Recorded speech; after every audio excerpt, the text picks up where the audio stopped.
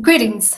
We're coming off the heels of a very high powered day one and day two GatherVerse She Summit 2026.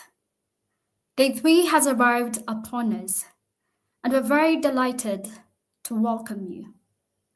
For those who are watching us at gatherverse.live, we greet you. For those that are streaming from various social media platforms, and those in the comforts of their own VR headsets, we see you.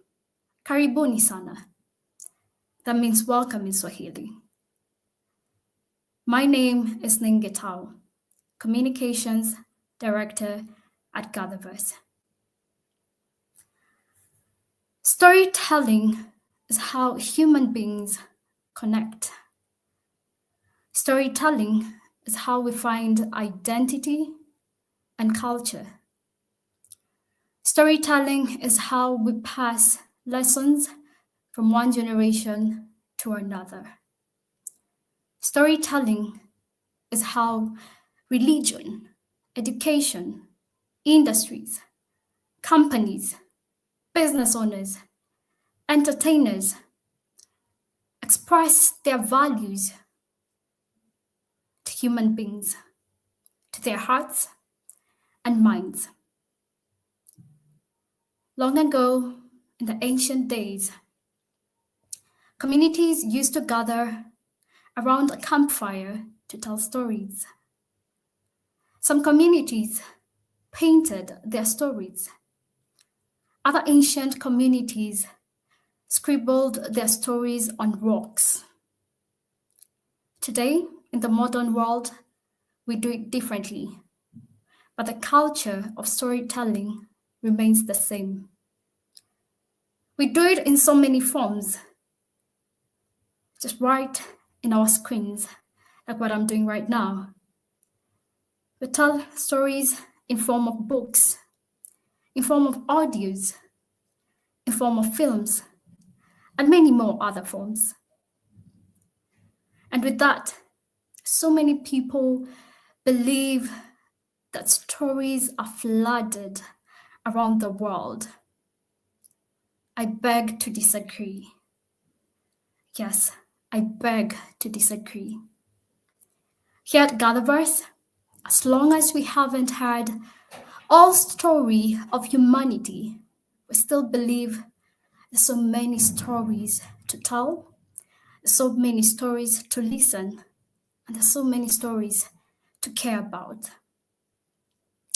Today, we have assembled brilliant women from around the world to share their stories, to tell us of their triumphs, to tell us of their challenges, to tell us of their learnings.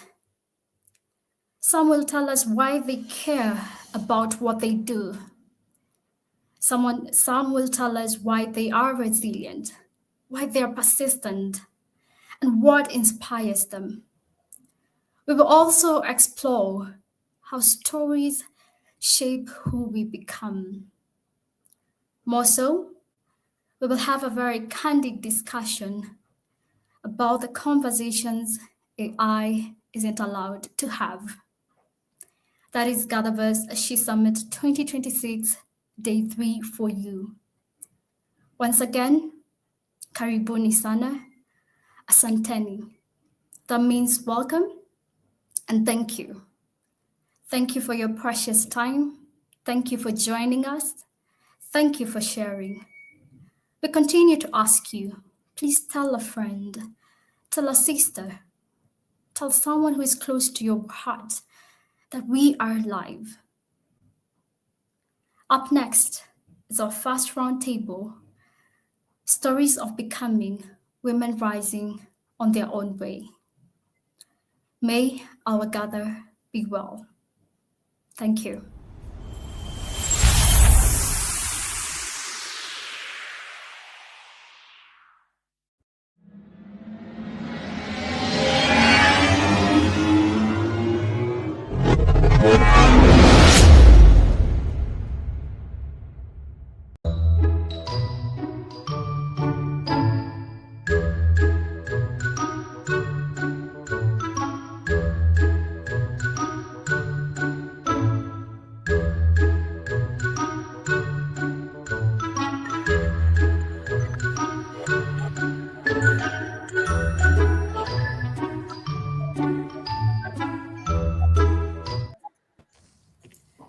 Greetings once again. I'm very delighted to welcome you to our first roundtable panel titled Stories of Becoming Women Rising in Their Own Way. With me, I have an impeccable roster of panelists who are going to tell us who they are briefly, because I believe we have a lot to cover. And I will begin with you, Debbie. Please tell us who you are and what inspired you to be here. Yeah, my name is Debbie O'Connell. I own two companies. One is called Live Positive. The other one is called Golf Positive. So I'm in the Ladies Professional Golf Association as part of my career, and I use the game of golf to help transform lives. I also speak in corporate America. I have a new book coming out that I'm just finishing, and that was a journey of persistence for me, for sure. And I am excited to be here because I love to share stories, and inspire others to be the best they can be, and realize how special each and every person is inside, and we need to bring that out because you are a light in the world, and the more you become your authentic self and you find your passions, the more you lift others. So thank you for Well, having me. yes, Debbie, congratulations on your new book. We can't wait to hear more. And you're welcome. Dr. Nehal, please tell us who you are. Hello, everyone. I'm really pleased to be here with you today. I'm Egyptian and I'm here from Bahrain. So I'm a business professor at the Royal University for Women, the one and only university for women in the Kingdom of Bahrain. I'm a single mom. I'm a practitioner as well as an educator. I mentor students and the alumni in their businesses, their startups.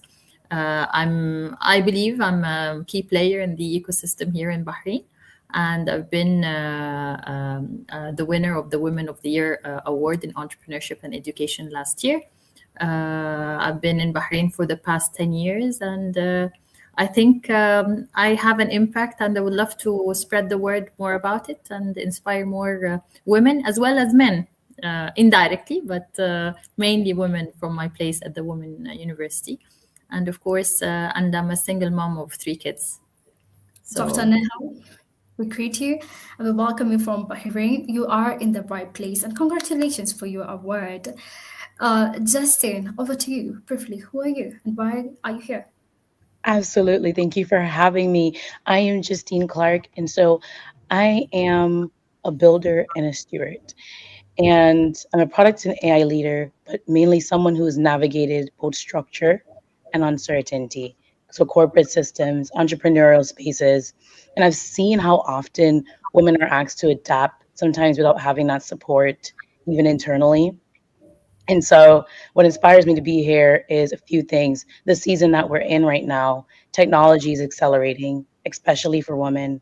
Um, and I do believe that when it comes to being a leader in this space, it's not just about keeping up, it's really about staying anchored.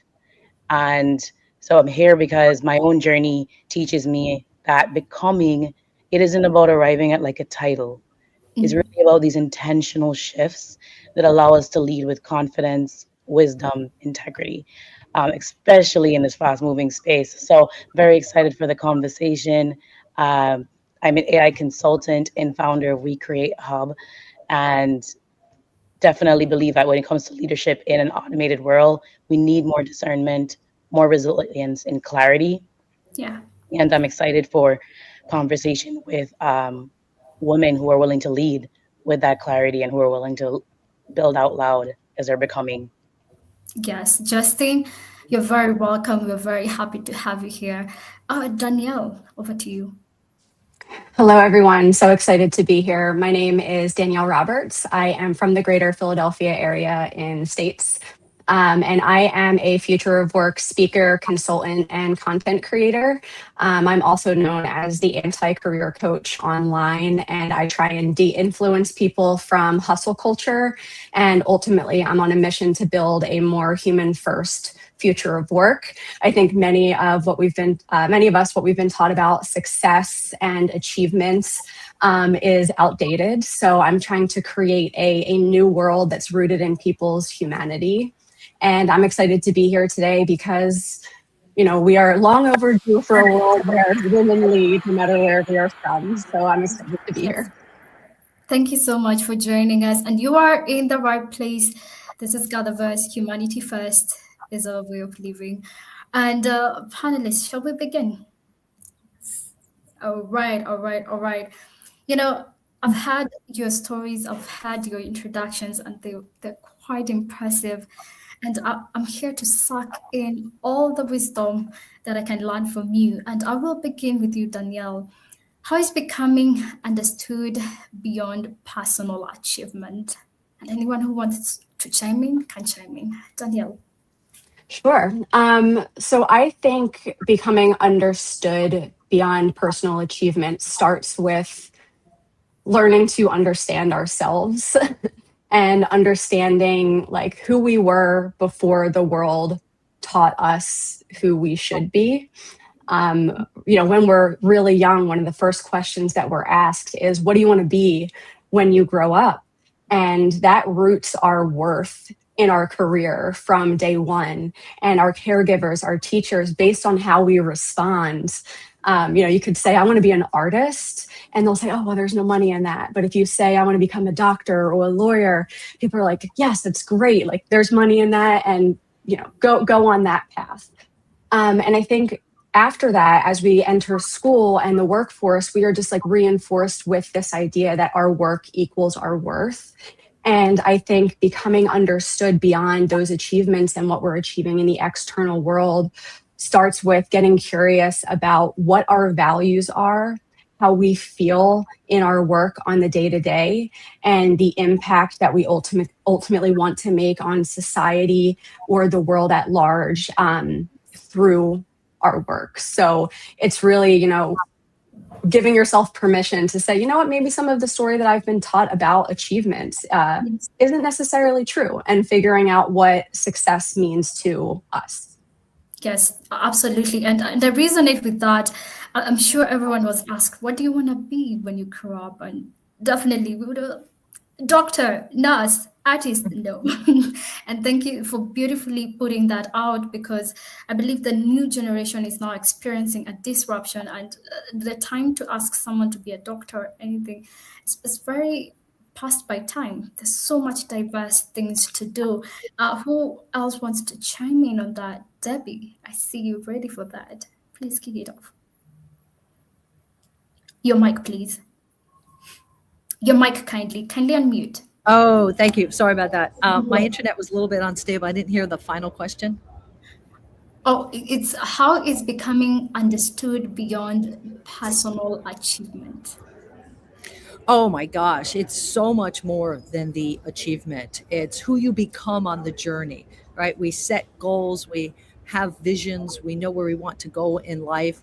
And when you achieve it, if you haven't grown along the way, it's almost a disappointment. It can be unfulfilling. So as we go through setting goals and having challenges, but the first book I wrote, I was struggling. I kept self-sabotaging. Every time I would work on my book, I would find something else to do. I would get distracted. And I had to dig deep into become someone different, have different beliefs, because I had a belief I wasn't smart. And my brain was protecting me, saying, well, you're not smart enough. Don't put a book out because everyone will know you're a dummy. So my brain was protecting me.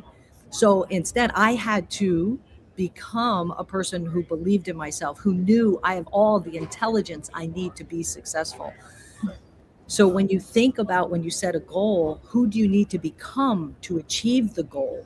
And it's about that journey that is so impactful in life. Yes, Debbie, I'm listening to you, and I have a very follow-up question. We have these voices in our heads. Like, for example, you have that voice that says you're not intelligent enough for writing a book. How do you overcome that voice? There's someone who wants to write a book, wants to start a company, but they still have that voice inside them. How do they just overcome that voice? Well, that voice really comes from your belief system. So I created a belief. So what I did was start to analyze, when did I first believe that? And I realized there was this moment when I was in school in second grade that the teacher pointed out in front of everyone else that I didn't get as many 100% on my spelling test as anyone else in the class. And I felt embarrassment and shame. And it sealed a belief of I'm not smart. Everyone else is smarter than me. So I had to go back to that. And then I, instead of finding proof that that was true, I started to find proof of the opposite. Well, wait, I did really well in high school and I had good grades and I went to college and I graduated college and I started my own business and I became a master certified in NLP. Like I did things that prove I am intelligent. Now, maybe my memory's not as good as other people. And I came up with a different belief that was I have all of the intelligence I need to be successful. So if the thoughts are there, challenge, when did I first believe the negative, and then start to find proof of the opposite, and then Yes. find a great new belief that you can repeat over and over, and that will transform you. That is beautifully highlighted, and I think we've all learned something. Thank you, Debbie. Dr. Nehal and Justine, I'm coming to you. What strategies do women employ to advance to positions of leadership in an automated world? Dr. Nehal. Go Okay, ahead. let me start relating to Debbie's comment. Debbie's story. When I was young, I come from a very strong academic family, and they were all very much achievers, if we want to put it this way. And being in school, sometimes I doubted my knowledge, that I never raised my hand at times. And then when other students answered, I found that, you know what, I knew the answer, but I wasn't sure, I wasn't confident enough. And I believe this actually is a situation where we all have faced sometimes throughout life.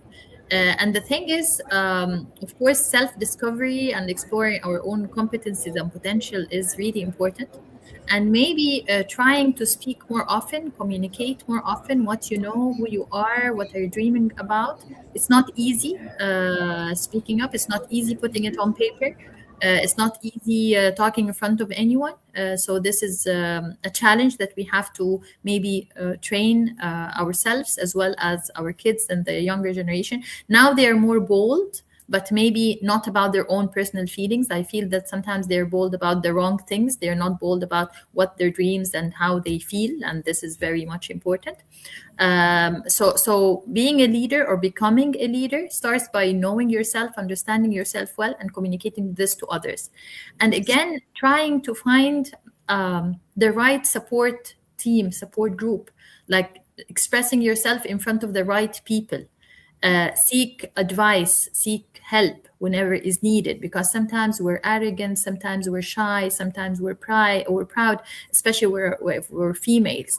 I face this with my daughter, for instance. I tell her, speak up, ask for help. No, I'm not, I don't need anyone. And I'm still like working. It's a work in progress. So we're still working on that.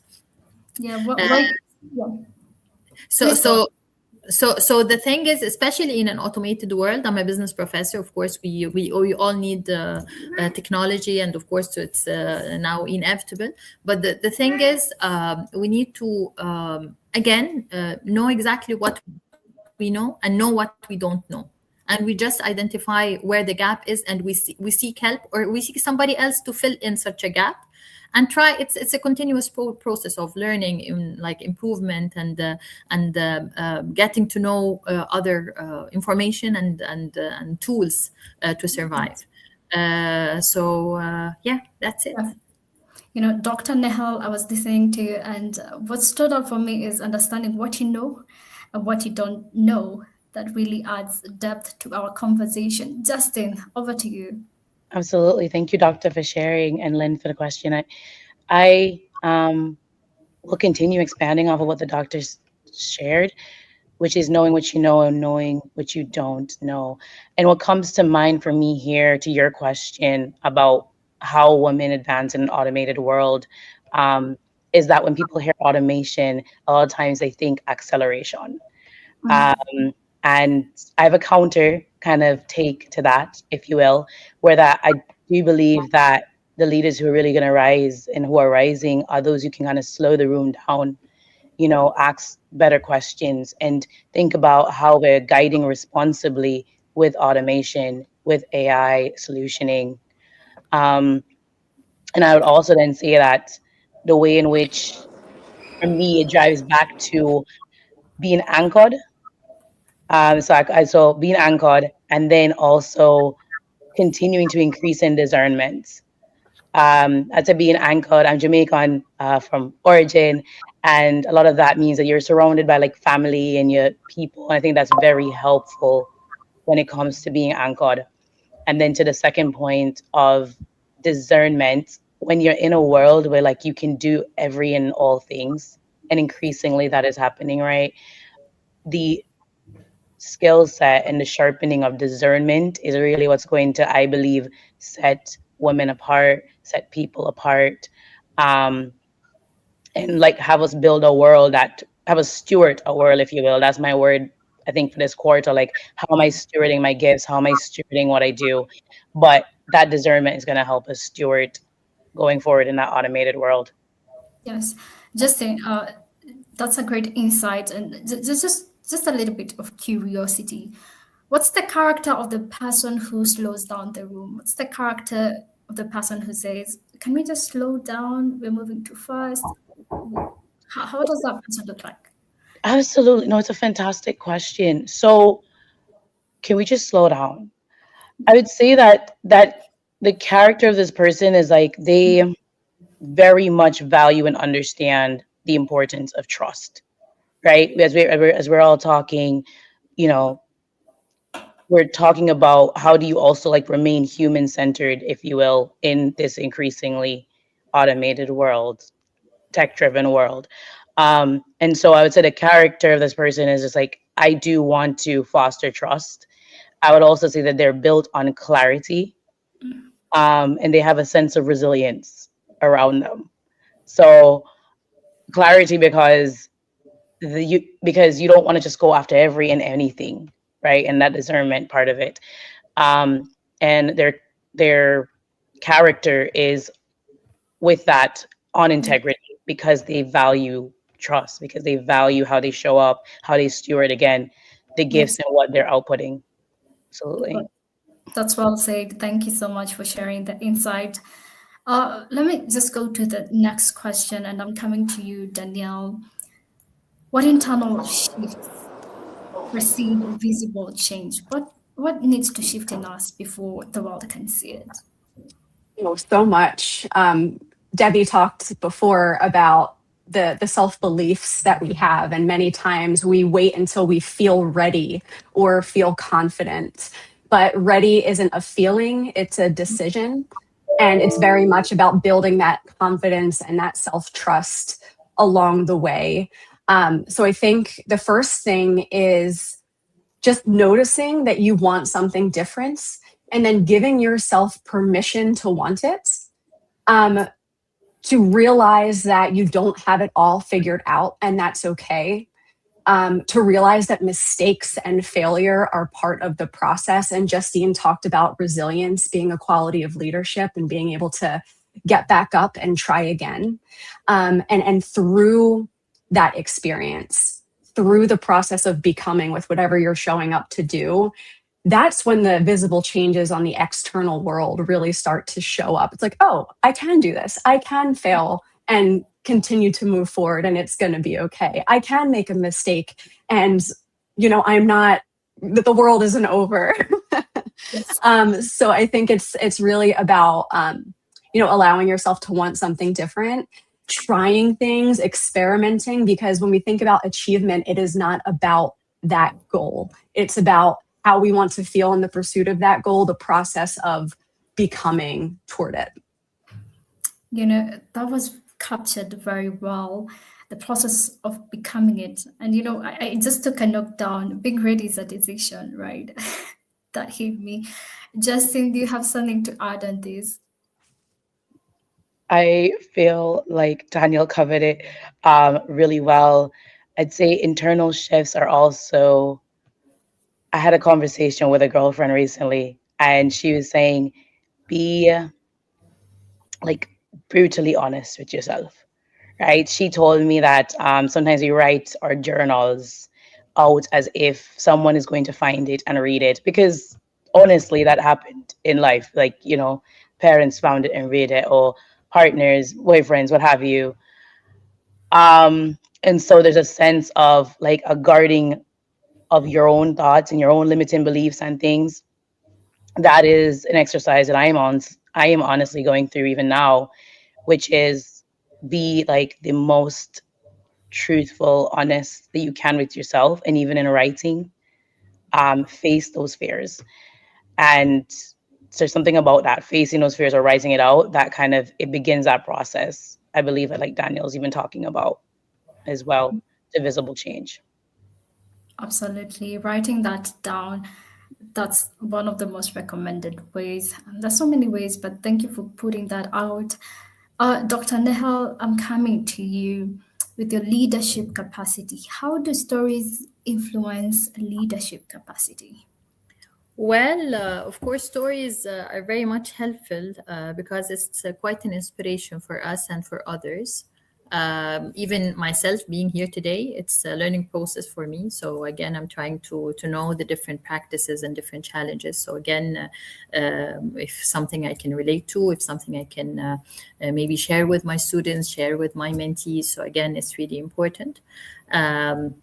I'll just tap on the previous question because basically it goes back to assessing yourself, or maybe like self-evaluation at different times, because we change, we evolve over time. So this is very much important to look into.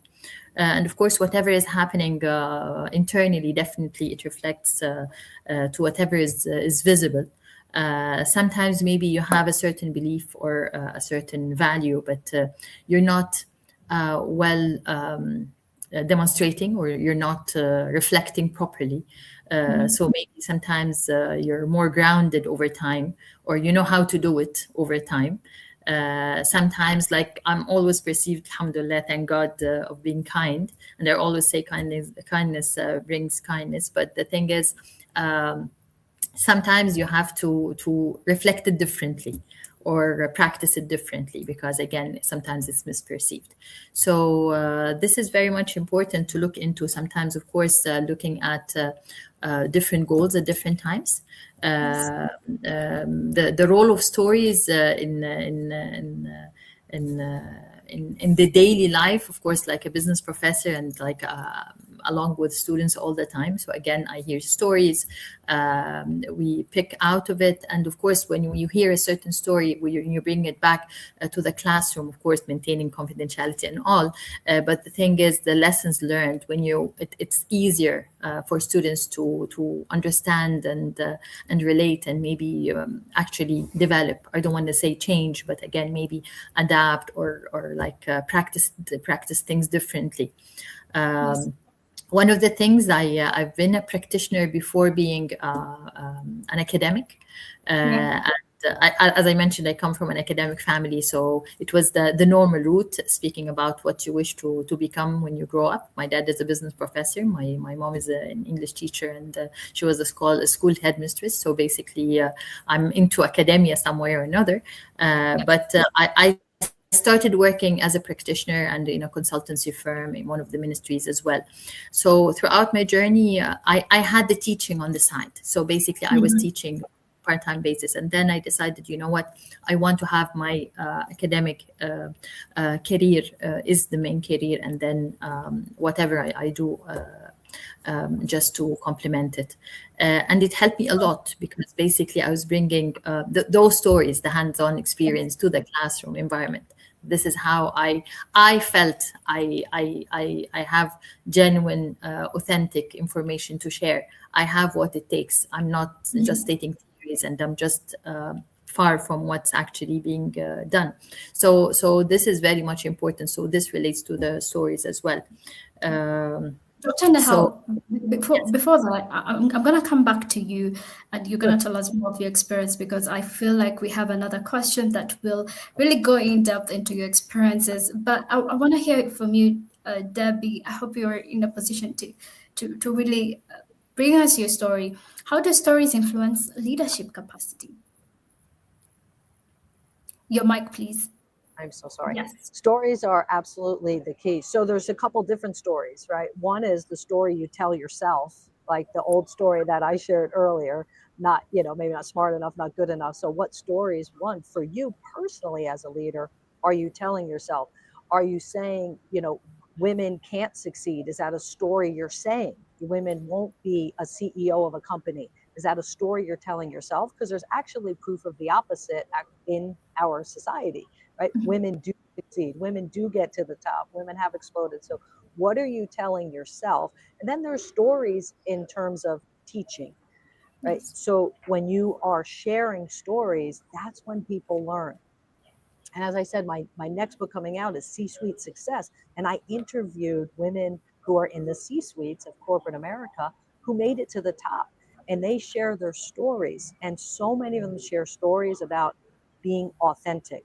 There was one gal who was a Democrat surrounded by Republicans. She was a gay woman in corporate America, and it was not out in the public. So she was hidden among many heterosexual. She was a woman and all men worked around her. So she was different. And she shares that story of her showing up as her authentic self and realizing that you will succeed not despite of your uniqueness or that you're different, but you will succeed because of it, because you bring different perspectives. So her story that she shared about her environment will help others to become their authentic self and have the courage and know, okay, because I'm unique, I will succeed and I can be my authentic self.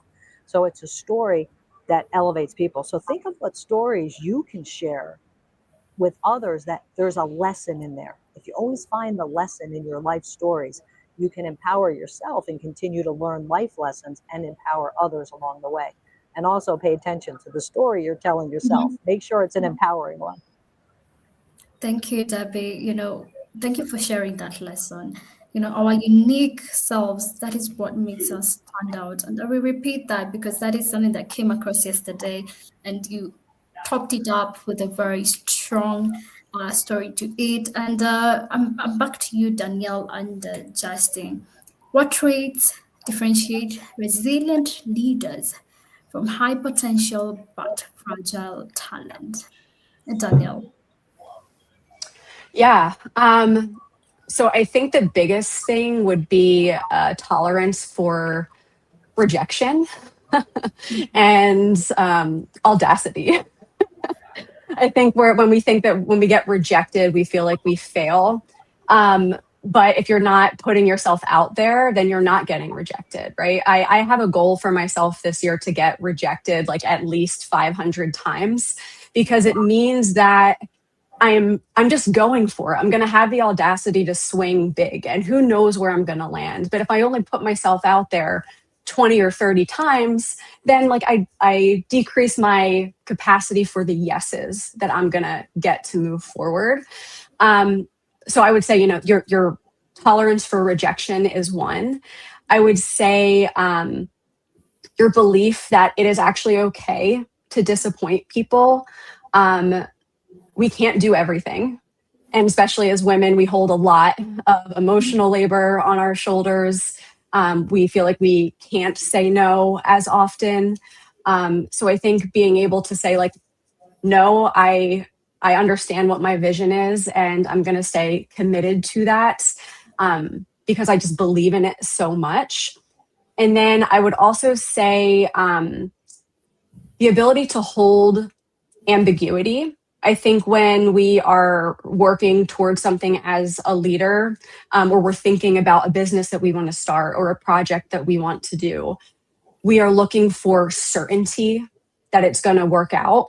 And Yes. none of us has control over that outcome. So I think the ability to hold that ambiguity and seek clarity and to realize that multiple things can be true at the same time and to be able to hold space for it all. Wow. I'm right there with you when it comes to going for 100 times rejection. Go for it. I'm rooting for you. I'm also gonna be on that line. So that was very beautifully highlighted. Justin, what do you have to say?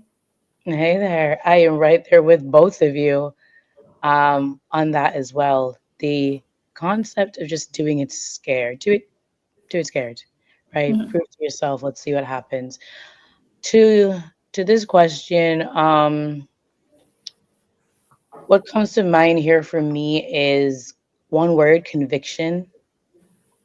So on my side, like I'm heavily convicted in the things that I'm doing, right? Am I stewarding it for the good? Like I believe in God, I believe in the kingdom, I believe that like he's greater, there's greater than me. And so there's a sense of like stewardship. Yes. And so when it comes to resilient leaders, I feel like you're dealing with people who they're anchored, right? We come back to that word. There's a couple words going to keep coming back to probably, but they're anchored. And one of those anchors are their convictions. Um, Mhm. and they lead from that conviction. I would also say, and this one is again one of those in the process of becoming and continuing to refine it, being present. We Mm. live in a world, especially in a space where like I work in automation, AI, and different things. It is constantly pulling on our attention, constantly asking for energy, um, conscious or subconscious. And coming from a technology background, where you program things, sometimes you don't realize that we ourselves are programmable. Like we are the ultimate programs. Um, and so, in that sense, the ability to hone staying present, like not necessarily doing the scrolling and being with someone in the moment and experiencing the moment, I feel like that is a key tenet to really being a leader. Um, and and more, we have less and less of like that ability. I feel like it's definitely going to be a skill set that people have to be intentional about.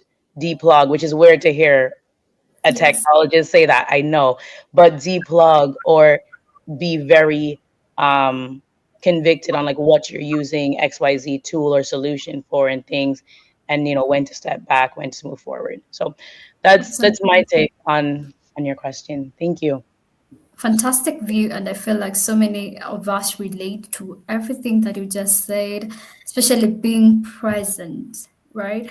Uh, Dr. Nehal, I'm coming back to you, and then I want to hear from you, Debbie, as well. What guidelines no longer apply in today's fast-paced society? What do you tell your students?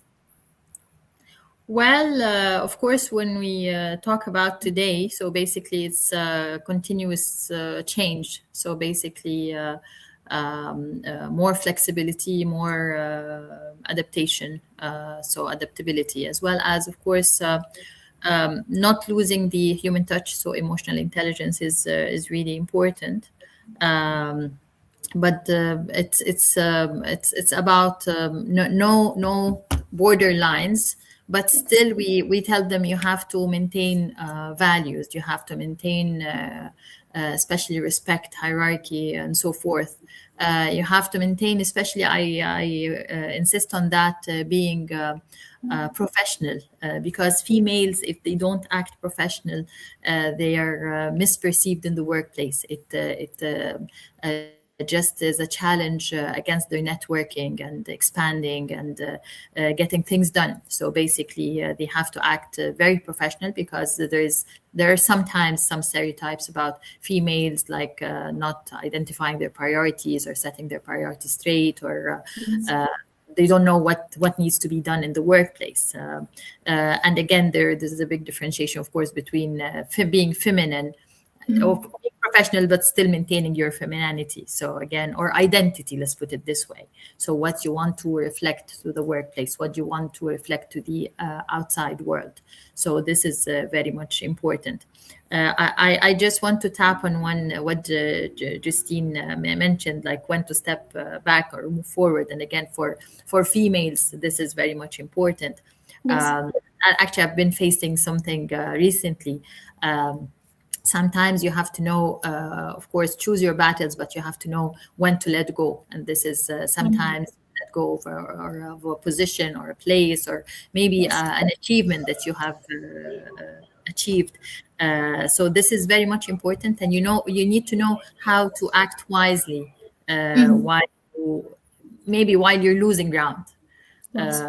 So this is a bit of a challenge for females, but and of course, if being rejected, how to act when being faced with that. So Yeah.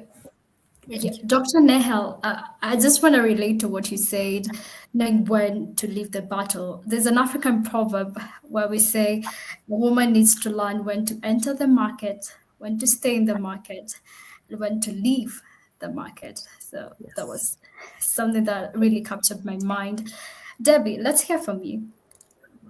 Yeah, that's a great question, because like guidelines have changed, right? And I think it was always that women would need to fit into a mold.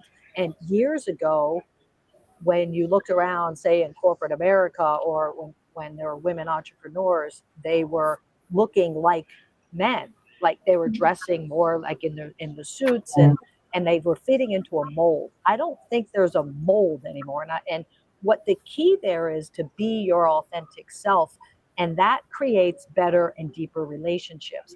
I think a guideline also that has shifted is to keep your business life and your career life separate than your personal life. One of the stories I shared from a C-suite executive, she said, I look at my life before I had cancer and after I had cancer. And she said, what I found is after I had cancer, I became more open about things that were happening in my life. And that deepened the relationships that I had with my coworkers and also with even her clients. So it's sharing your true self authentically. And I think truly a guideline that is not there anymore is to keep your personal life out, because remember, we bring our true selves, our full selves, wherever we go to. And if we're leaving part of us at home, then how can you build a high trust relationship and have a great culture around you if you're hiding part of who you are? Brilliant. I just have a very curious follow-up to that. If I'm going to bring my personal self and who I am today, what is the boundary? Is there a boundary that should be set, or just being me? Am I making sense? Like, yeah, where's I think I understand what you're saying. Yeah. Obviously, look, if I'm home and I'd rather be in sweatpants and a sweatshirt, but I'm going to the office, obviously there are certain standards that you would live up to, right? And that's not sacrificing who I am. I'm also a businesswoman, right? I love to be at home in sweatpants, but I also love to put on a suit and be a professional woman.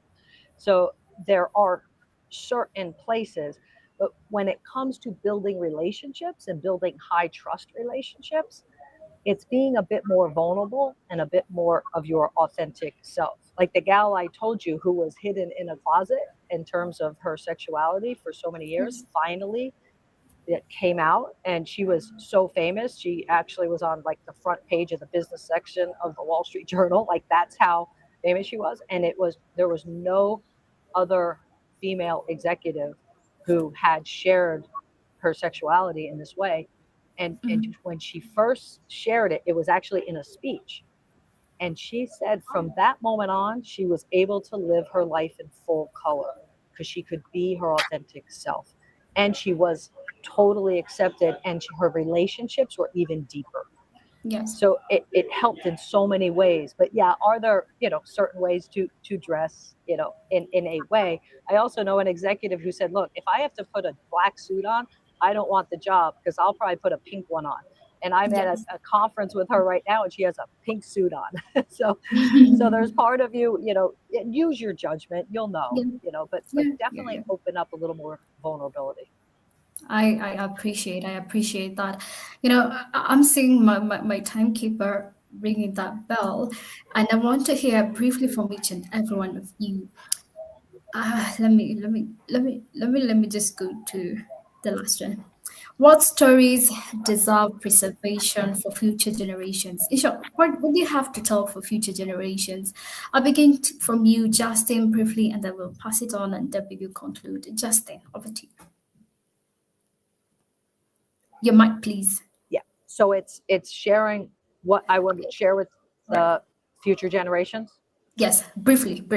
Yeah, absolutely. Just empower yourself. You are in charge of how you feel. You're in charge of your thoughts, what you tell yourself. You're in charge of your actions. So take the responsibility for yourself, your career, your goals, and where you're going. And when you are empowered, and that's what this is about, right? Being your own superhero, empower yourself and go after your dreams. You can get them. Thank you. Justin. Absolutely. All right. So I want future generations to know that when it comes to leadership, faith, clarity, integrity, those are foundational. I don't want anyone to rush becoming. Um, I think the final thing I'd probably land on with that is that becoming isn't linear. Yes. There isn't just this one, like 1, 2, 3, 4 steps. Sometimes it looks like a spider web, and that's completely fine and actually even better to allow yourself to explore. And that's what I really want future generations to know. This the idea that your story is yours, right? Yes. And you don't have to rush that becoming. You don't have to rush the ending of the story. Enjoy the journey. All right. Enjoy the journey and don't rush it. Danielle. Yeah, I think the biggest story that I would want to preserve for future generations is that it's okay to be vulnerable, and vulnerability shows a tremendous amount of courage and strength. We learn just as much from when we get it wrong as like what we want to put out for the rest of the world to see in a social media highlight reel or, in a business article. But our failures and when we got it wrong yield some of the strongest lessons and change us the most. And I would also say that it's not just us, right? It's not just our individual achievements. It's having a mentality of collectivism and community and mutual aid, and how our stories are going to empower the next generation, how we are going to use our successes to advance society forward. We don't operate in a silo. So how can we help our neighbor and communities through what we achieve? Ask for help. It's okay. We are social creatures. We don't have to do it alone. All right. Ask for help. And Dr. Nehal, briefly, what is your final take for future generations? Your mic, please. There we go. Overall, I'll say you have to keep on learning more about yourself, believe in yourself, and of course, try to be always proud of who you are. Don't allow anyone to tell you anything different or to lower you or to be less than you. You have to know that you're powerful, you're unstoppable if you believe that. And that there's a beauty in everything, even in imperfection, there's a beauty in that. Everyone has something to show. So just identify what is it. And again, you have to grow stronger and more confident over time, and surround yourself with people who actually emphasize on that, because we always want reassurances in life. So try to be around all of those people. And I would love to request to be part of Debbie's next book, and I love to meet those lovely leaders soon once more. Thank you. All right. Thank you so much. As for me, my word for future generations, just follow these leaders, these brilliant leaders. Follow them on their LinkedIn. The details are there. And as we wrap up, ladies, it was an awesome time spending time with you. I took a lot of notes. My notes is stuck. I enjoy learning from you. And we still have more gathers. We welcome you back. So it was a gather. It was a good gather. Our gather was well for this first roundtable panel. Over to you, GatherVerse team.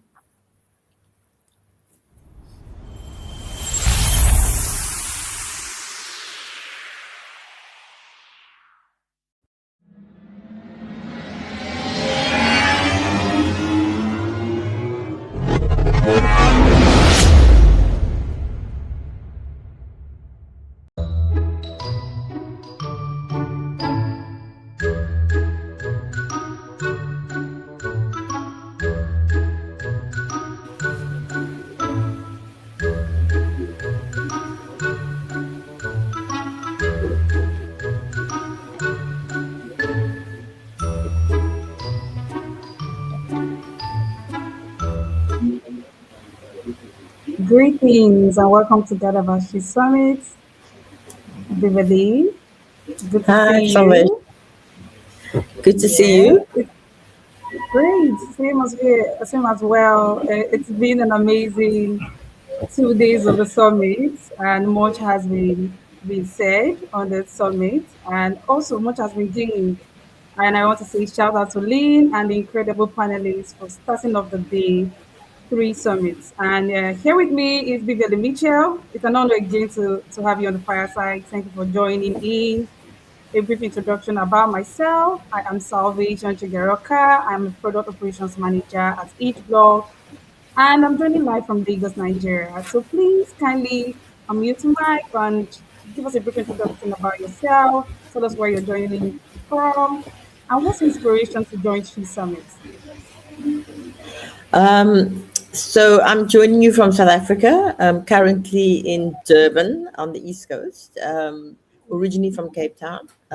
Moved to Durban about 2 months ago. Um, I'm I'm a storyteller healer. I work in the film and television industry. I've been in the industry for something like 32 years. Um, And so I'm kind of an elder now and see myself working with young people, particularly young women, to sort of train them how to understand story, and how to be the voice of the voiceless of the next generation. Because in many Mm. ways, in our industry and the stories that we tell, our women's stories are still very much sidelined and they are voiceless.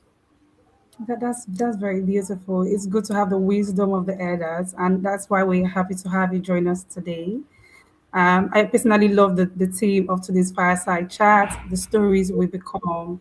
And to just begin us with, I'd like for you to share with us what's the importance of women telling their stories globally. You've been around since the early 90s. I'm sure you have a lot to share on this. I think the importance of is just solidarity.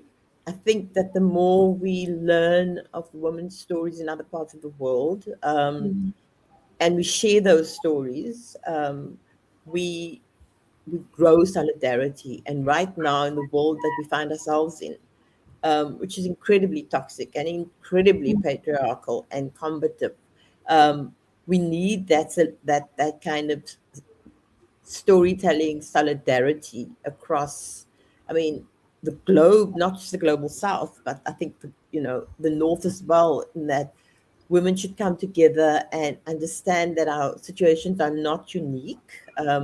I think often in our individual capacities in our own countries, we think women have it better elsewhere. Um, but then when you work with women I mean, I recently was running writers' rooms and stuff in the Caribbean, and was quite surprised to see how um, women had to fight to be heard, you know.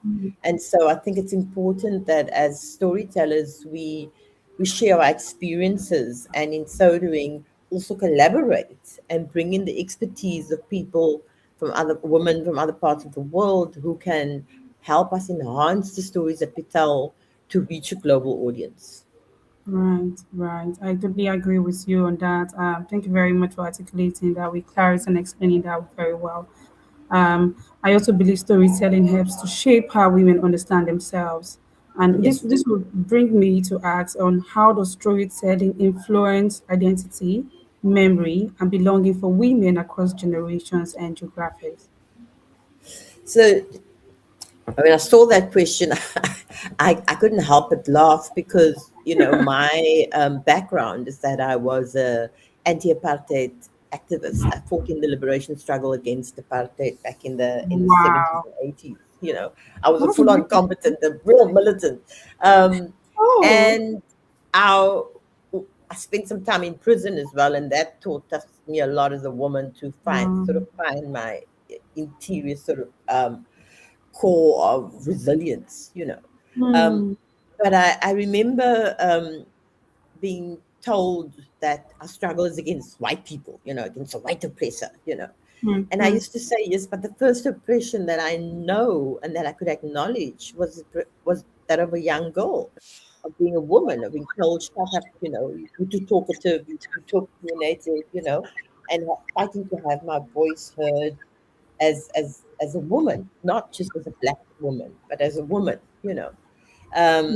And I think telling stories, for example, I'm currently trying to um, archive stories from history of women hidden in history, in Africa, um, because there are so many incredible stories of women that have gone before us. But Yes. because we don't, storytelling needs to help, particularly for this young generation who are being bombarded by often the most negative stereotypes of women. I mean, we're living in information overload, and I feel so sorry for young people who don't have the tools to be able to, separate what is important for them to sort of take from something, or just be sort of overwhelmed by the amount of stuff that's coming at them.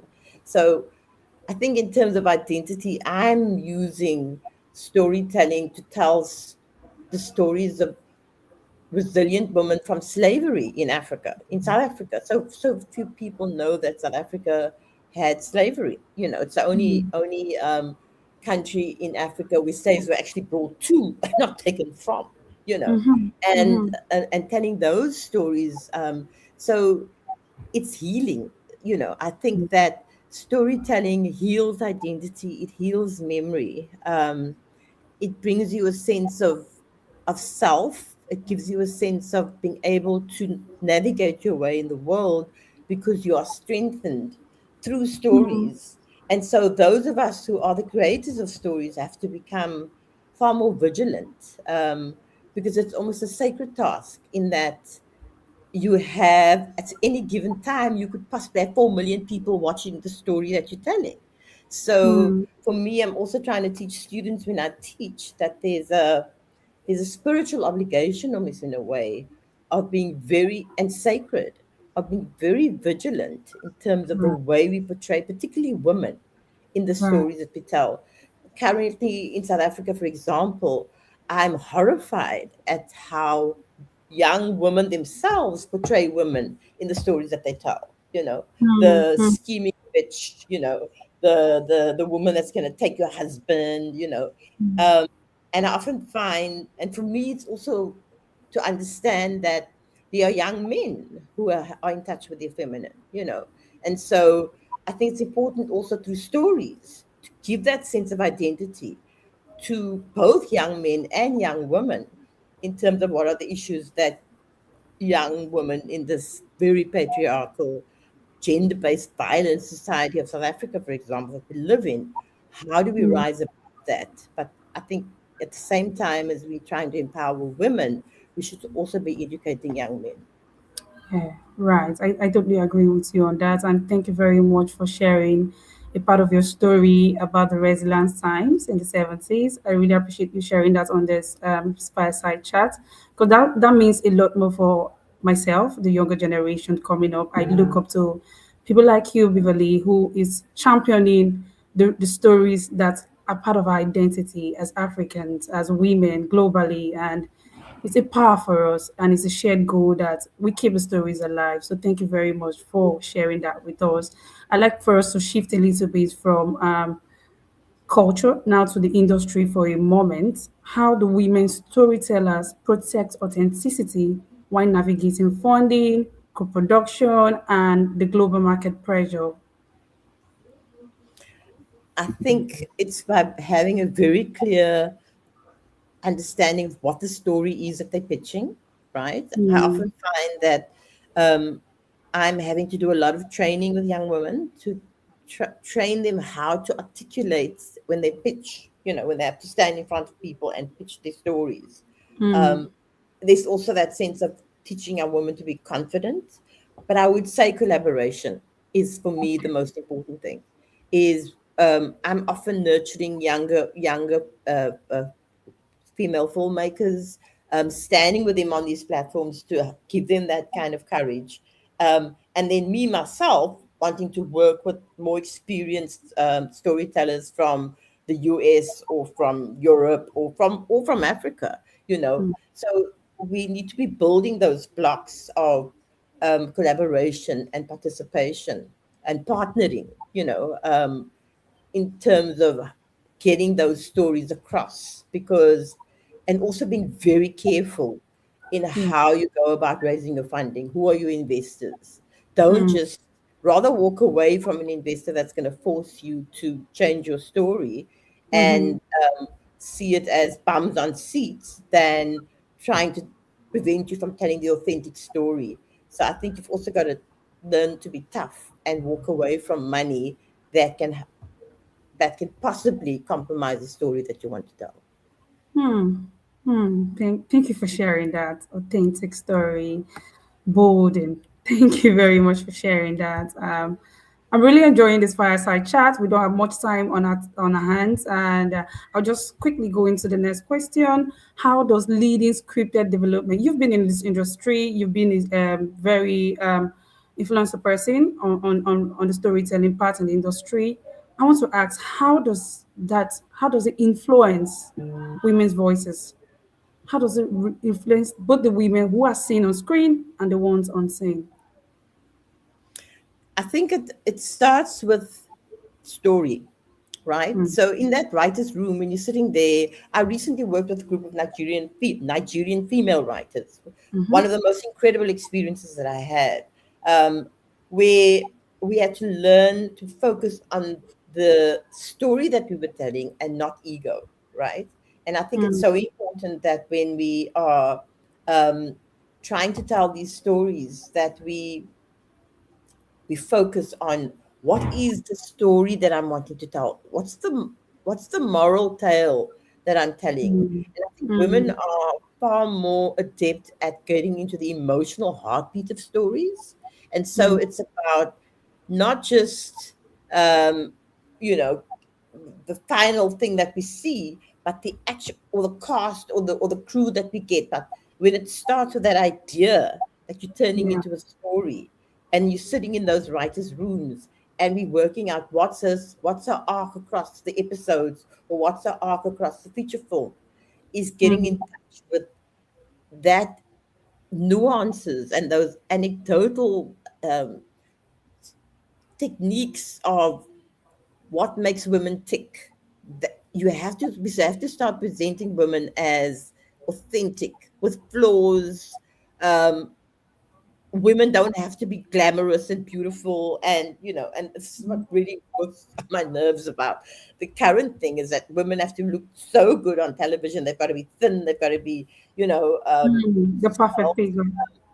Exactly, and create characters that women globally can relate to, and it Right. starts in that writer's room when you're working and you're developing your story, because all of it is about the script. At the end of the day, the script is the most important thing, and that is the story that you're telling.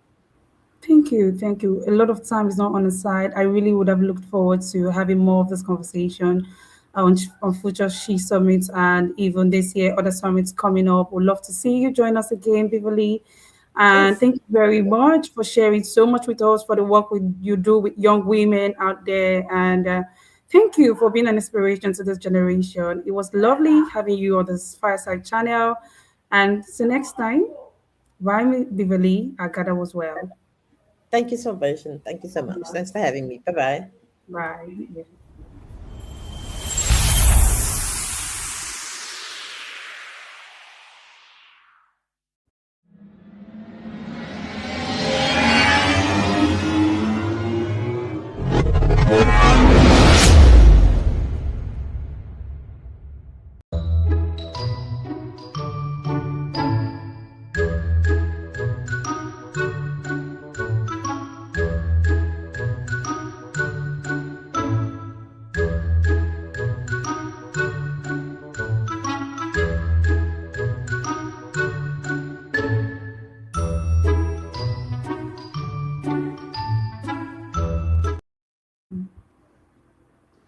Hello and greetings, everyone. It's good to see the panelists. Everyone is live, looking brilliant. Good morning, good afternoon, good Hello, bro. evening. Yes, I Hello. am. Yeah, hello. A brief introduction about myself. I am Salvation Chigeraka, and I'm joining live from Lagos, Nigeria. And I'm so excited to have this panel conversation with you all. I would like for us to mute our mics so that we can have no distractions. And I'll call on you. You briefly unmute your mic, introduce yourself, tell us where you're joining us from, and what's inspiration for joining She Summits. I will start with you, Dr. Katie, please. Yes, hello everyone. I am a millennial executive coach, and I help the millennial men and women uh, who are stuck in the promotion gap. They're high achievers, they're getting excellent performance reviews, but they're being told you're just not quite ready. And I help them get out of that gap and move into executive roles, take on strategic visibility opportunities. And I'm so excited to be able to be here to speak to you all today because the future really does depend on these millennial women and men to create better, more human-centered organizations. Right. Thank you very much, Dr. Katie. Please, Joy Dixon, briefly introduce yourself. Hello, everyone. Good day, wherever you are in the world. I am Joy Dixon. I am calling in from Oakland, California. I am an engineering leadership advisor and mindset coach. So I support engineering leaders with actually developing their skills so tech can really realize the greatness that we have in front of it and be a more inclusive and innovative, sector. So, Thank hey, you. thank you. And I'm super excited to be here to share with everyone. Thank you. It's a pleasure to have you, Joy. Thank you. Hello, Tracy, please, briefly. You're muted. Please unmute. Below. Good morning from Yeah. Arlington, Virginia. I'm so honored to be here. I am Tracy McDonald, and I specialize in helping women navigate large transitions in their life, and I'm a public speaker. Awesome. Thank you. Welcome, Tracy. And Amma. Yes, hi. Hello, everyone. Good day. My name is Ama Ajapong. I go by that Inclusion Lady. I am the CEO of Inclusion Enterprises, which it is a firm that specializes in teaching people how to give and receive feedback and create high-performing teams built on trust. I'm super excited to be here, especially because I feel like women are the portal to this earth. So when we are whole, the civilization is whole. So I am down for anything for women. Thank you so much for having me. Thank you, Amma. Welcome to the panel. Linda, please. Good morning, everyone. I'm super happy to be here as well. I'm Linda Porter, owner of Silver Roots Consulting, an AI consultant, and also an author. I'm glad to be here. I'm in the last I'm in the part of the generation of what they call old now. So, and I'm super glad to be here and with wonderful women. I'm sure I'm gonna learn something from each and every one of you today. Thank you so much. Of course, Linda, lovely to have you on the panel. Kelly, please. Hello, everyone. Linda, you're not old. Just saying. Hi, everyone. My name is Girly Tendai. Greeting you all from Cape Town, South Africa. I am co-founder of Optipus Solutions, which is a digital marketing and process improvement company as well. I'm excited to be here to to give and take as well. So very excited with what we're going to learn today. And thanks for having me, Salvation.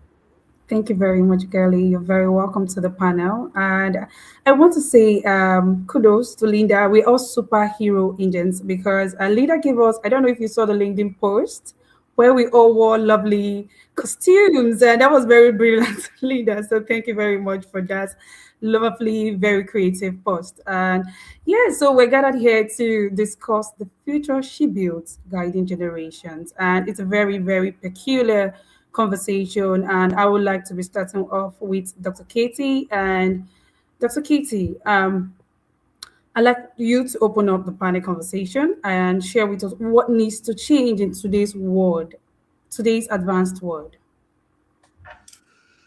Oh, it's such a big question. And it's something that, since you guys sent out the pre-questions, that I've been pondering quite a bit. And I think one of the most important things is really moving beyond the hustle culture and short-term wins, really towards leadership that's sustainable and honoring sustainable human leadership. There's so much going on in our world related to AI and other technological integrations into our work worlds. And I think that is putting a negative pressure on our humanness. Really, it's sort of, I know when I use AI, a lot of times I feel, oh, this is fantastic. And at the same time, I'm like, wait a minute, it's perfect, it's excellent. And then I almost feel like I put that back on myself. And that is like the worst thing I could possibly do for myself, and the worst thing that, you know, we as women can do to ourselves, because perfect is an illusion.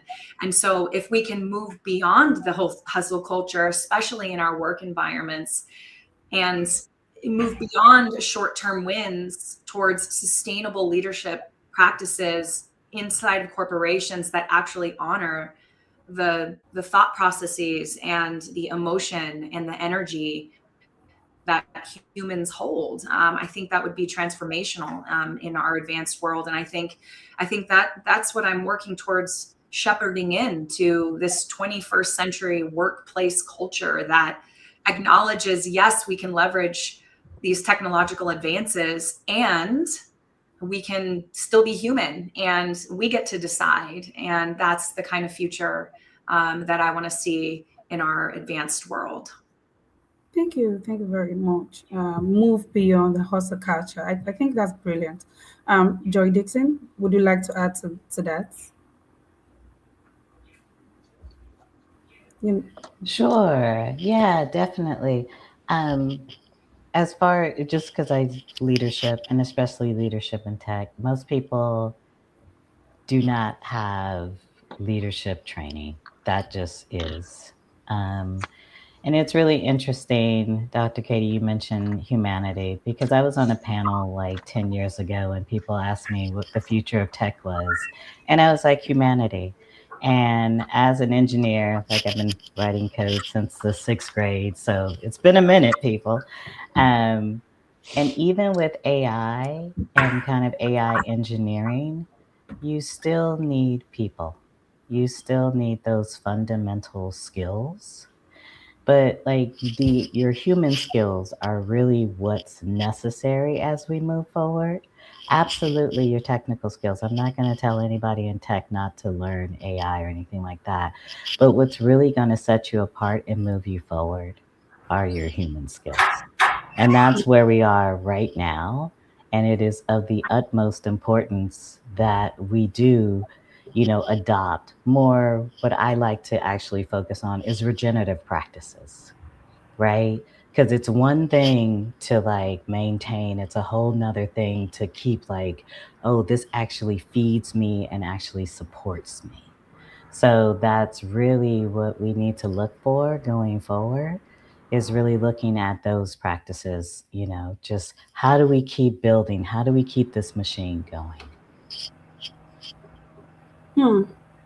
Thank you very much. The humanity aspect of it. And that will bring me to what organizational strategies promote intergenerational knowledge transfer. Joy just mentioned humanity, bringing our human skills. Tracy, I'd like for you to take this for us. Yes. Well, and I'd just like to say, I love it that we're talking about the importance of not glorifying being busy, because especially as in many cultures, the woman is wearing many hats and she's the caregiver as well as out in the working world. And there's so much emphasis on putting value on action and output, human doing instead of just human being. And I think a lot of women's self-worth is tied up into that. When people say, oh, well, what have you done? Not who are you? What do you represent? It teaches us to look for validation outside of ourselves, which is really not healthy. So thank you for those points. As far as organizational strategies to promote intergenerational knowledge transfer, I'm all about person to person. I love getting up and speaking to students, anyone who's about to launch into a transition, a new stage of life. I think turning around as more experienced women and sharing our experiences and our knowledge and our lessons learned with the younger generations are crucial. And just like, through language and story, through our ancestors, passing the morals of those stories down and down. It's just so important to get in front of women and be an example of someone who's been successful and a leader, especially as women, perhaps in male-dominated circles and fields, and just taking the time to mentor the younger generation is so important. Yeah, thank you very much for adding to that.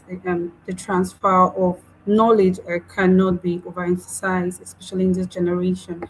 And Linda, would you like to chime into that? Do you have anything to contribute to this?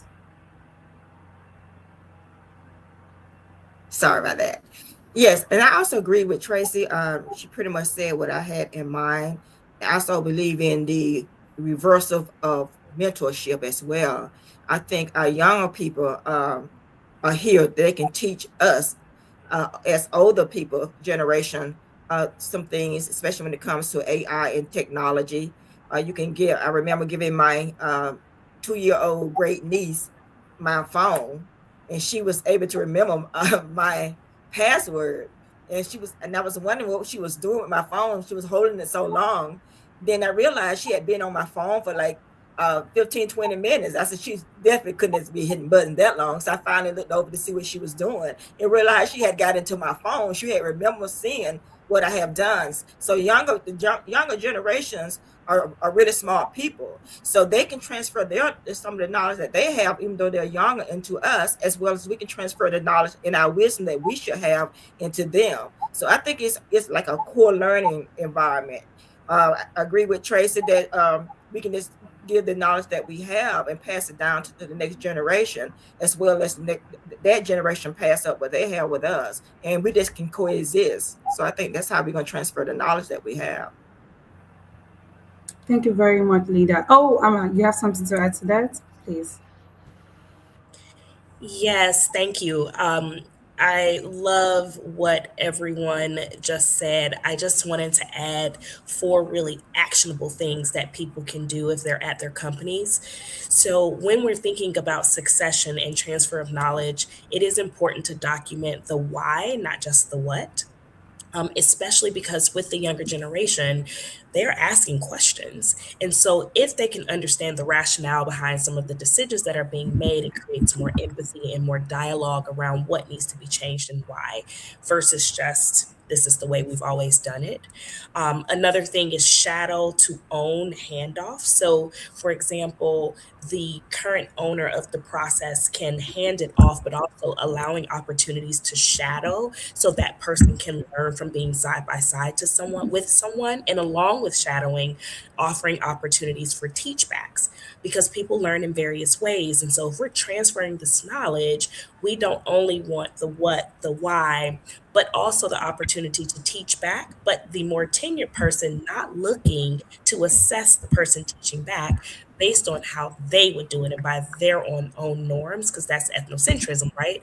We're looking at it from an open lens to see how it can best impact the organization. And then finally, whatever knowledge transfer there's going to be, making sure we allot time on our calendars for it, because if it is not on the calendar, oftentimes it won't get done.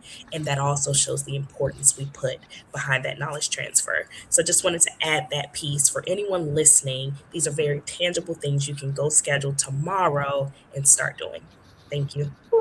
Emma, thank you very much for sharing that why with us. It was knowledge packed, and thank you very much for bringing up that calendar part. I do not joke with calendars. They are like lifesavers when you have lots of things to do.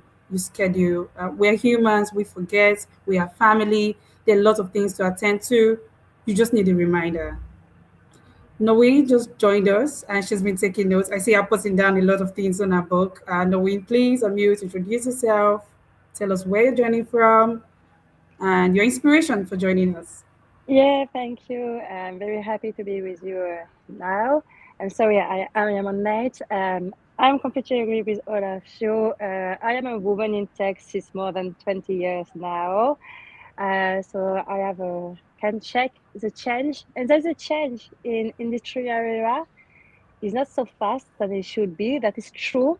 And even if we open the door for women, I remember when I did my study in electrical engineering, there's only 4% of women.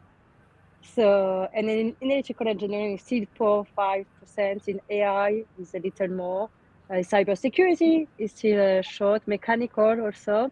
But I'm completely agree with you. We need to work and to do some workshop with the young generation and do some training on negotiation and sit at the table and speak up. And it's exactly what we did with my NGO, Business and Professional Women International. That is very interesting. But in the same time, we should take care also our children, because studies and cognitive science demonstrate that girls at 6 years old only, she knows already she's not a good woman in mathematics. So that is not a feeling, it is based on research. And it is interesting to say that we have to take care about our children too, because if we need more women in tech area, we should explain to girls that mathematics is a very beautiful area and very interesting, and it is a job of the future, clearly. Because we discuss about AI, but the AI behind that, there is mathematics. Behind quantum, it is mathematics. Behind many things, it is mathematics, including music, it is mathematics. So my message, it could be that if you want to innovate in the future, we need all people, not only women, but all people, very diverse people in diverse brains, including neurodivergent people. And sometimes we forgot that. So my message, it could be, yes, we have to work with the young generation, but also children. So work on our book. We have to remind to everybody that Ada Lovelace was the first woman who created the program. It's the first algorithm. Eddie Lama, it is very important. For women in tech, we know that, but not all children and not everybody. So yes, we have to promote probably more again and again. I'm very happy to have this kind of event to do it. Thank you very much, Noreen, for sharing so much from the introduction and sharing much more. So thank you very much. Yeah, thank you very much. That's insightful. And when you mentioned the book is always very important. What we put in the book for the next generation to read is much more important. Thank you very much. The book is what the previous generation left behind for us and what we may leave behind, including this section, this panel section. In the future, I'm sure there will be lots of females coming back to reference this particular panel section to watch it, and they will hear us speak. So it's very important to leave something valuable for the next generation. So thank you for sharing that. Gailey, I'd like you to move us forward with the next question. Please share with us how sustainable systems are built intentionally. Yeah, thank you for that question, Salvation. I was just, when I came across this question, I was just thinking of a proverb that I once came across. I don't remember which culture it's from, but it says something to the effect that a wise man knows that when he when he plants a tree, he might not live to enjoy the shade of that tree. And simply put, I think of a farmer, when the farmer goes out to sow their seed or whatever, I think the aim and the target is to be able to give beyond oneself. And the proverb that I just shared is also talking about that. We were saying that one is actually building a tree, but doesn't know if they'll actually live to enjoy the shade. So I think systems, the intentionality of I'm building for future generations. I think even as a business owner, as I'm building thinking of who else is going to benefit from this? It cannot just be, it has to be beyond me. So when we put systems in place, I strongly believe that we need to desist from, the heroic kind of approach and thinking more of generational. So what are we building, and how is it going to affect the next generation? So I feel that building for continuity as opposed to a heroic approach really is what helps us to build systems that are more that can actually benefit generations to come. Thank you very much. I saw Tracy nodding. Tracy, you have something to add to this? Yes, and I think thinking outside of the systems, even just we are modeling for future women through our decisions and our actions. And so, it's so important. I think maybe it's hard to transfer the human element into technology, but we have to try, especially to model not martyring ourselves, teaching women not to worry about making someone else uncomfortable at the discomfort of themselves, and just to honor their boundaries and learn to say no. And, also to challenge the system when it's not working anymore. Give them permission to speak up and to ask those important questions, because these women will be evolving, not just with the current times, but as they gain experience. It's important to realize sometimes maybe they're following someone else's dream, or they're climbing the wrong corporate ladder, and it's okay to change your mind and to question things. To question things, yeah. I like how you finished that off. Amma, share with us. So I'll say two things just to piggyback off of what Tracy talked about with the modeling. I think modeling is so important. And quick story, I was talking to a chief deputy financial officer, and she was proud of herself because she finally decided to wear her natural hair to work for the first time in her career. And she talked about how she was so nervous about how she would be perceived. But what she noticed was a few months after she started wearing her natural hair, people on her team started doing the same. And so I will say modeling is so important, not just the skill set, but the intangibles, whether it's taking vacation, whether it's leaving to go be with your family, whether it's, wearing your natural garb or your natural hair, because it's showing that you're okay showing up authentically as yourself.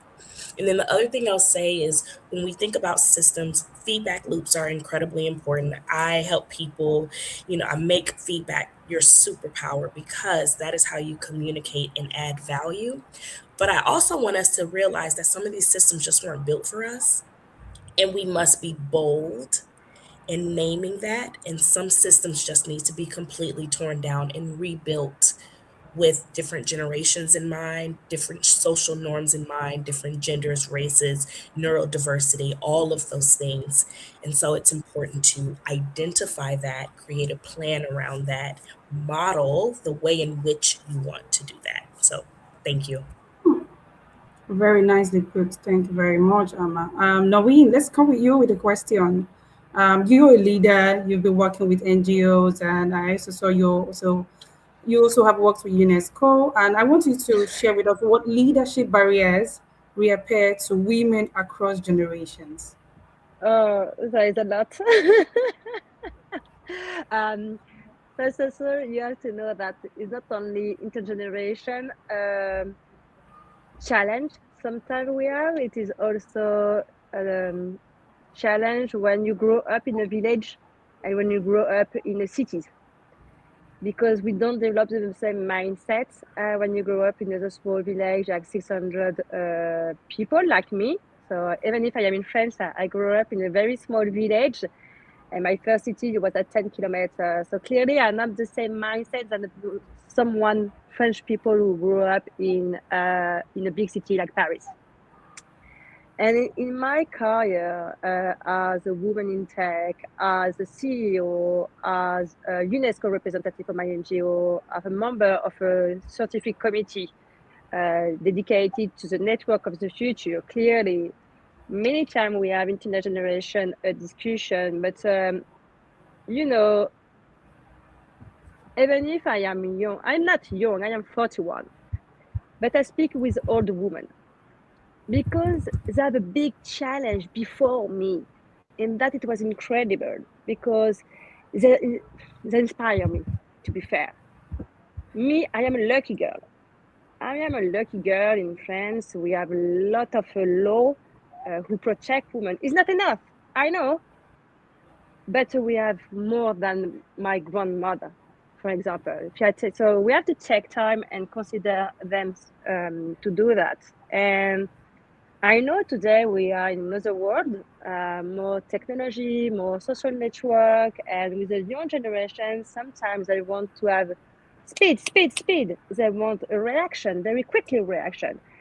And they forget probably the frustration. And sometimes when I discuss with young generation who want an answer very quickly, it is to learn to be calm, to learn to wait. And that is probably a big challenge today with social network. Because if you want to create a real reflection and to take time to analyze, you need to be calm. You need to see the global overview. And you don't do that if you stay on the emotional area.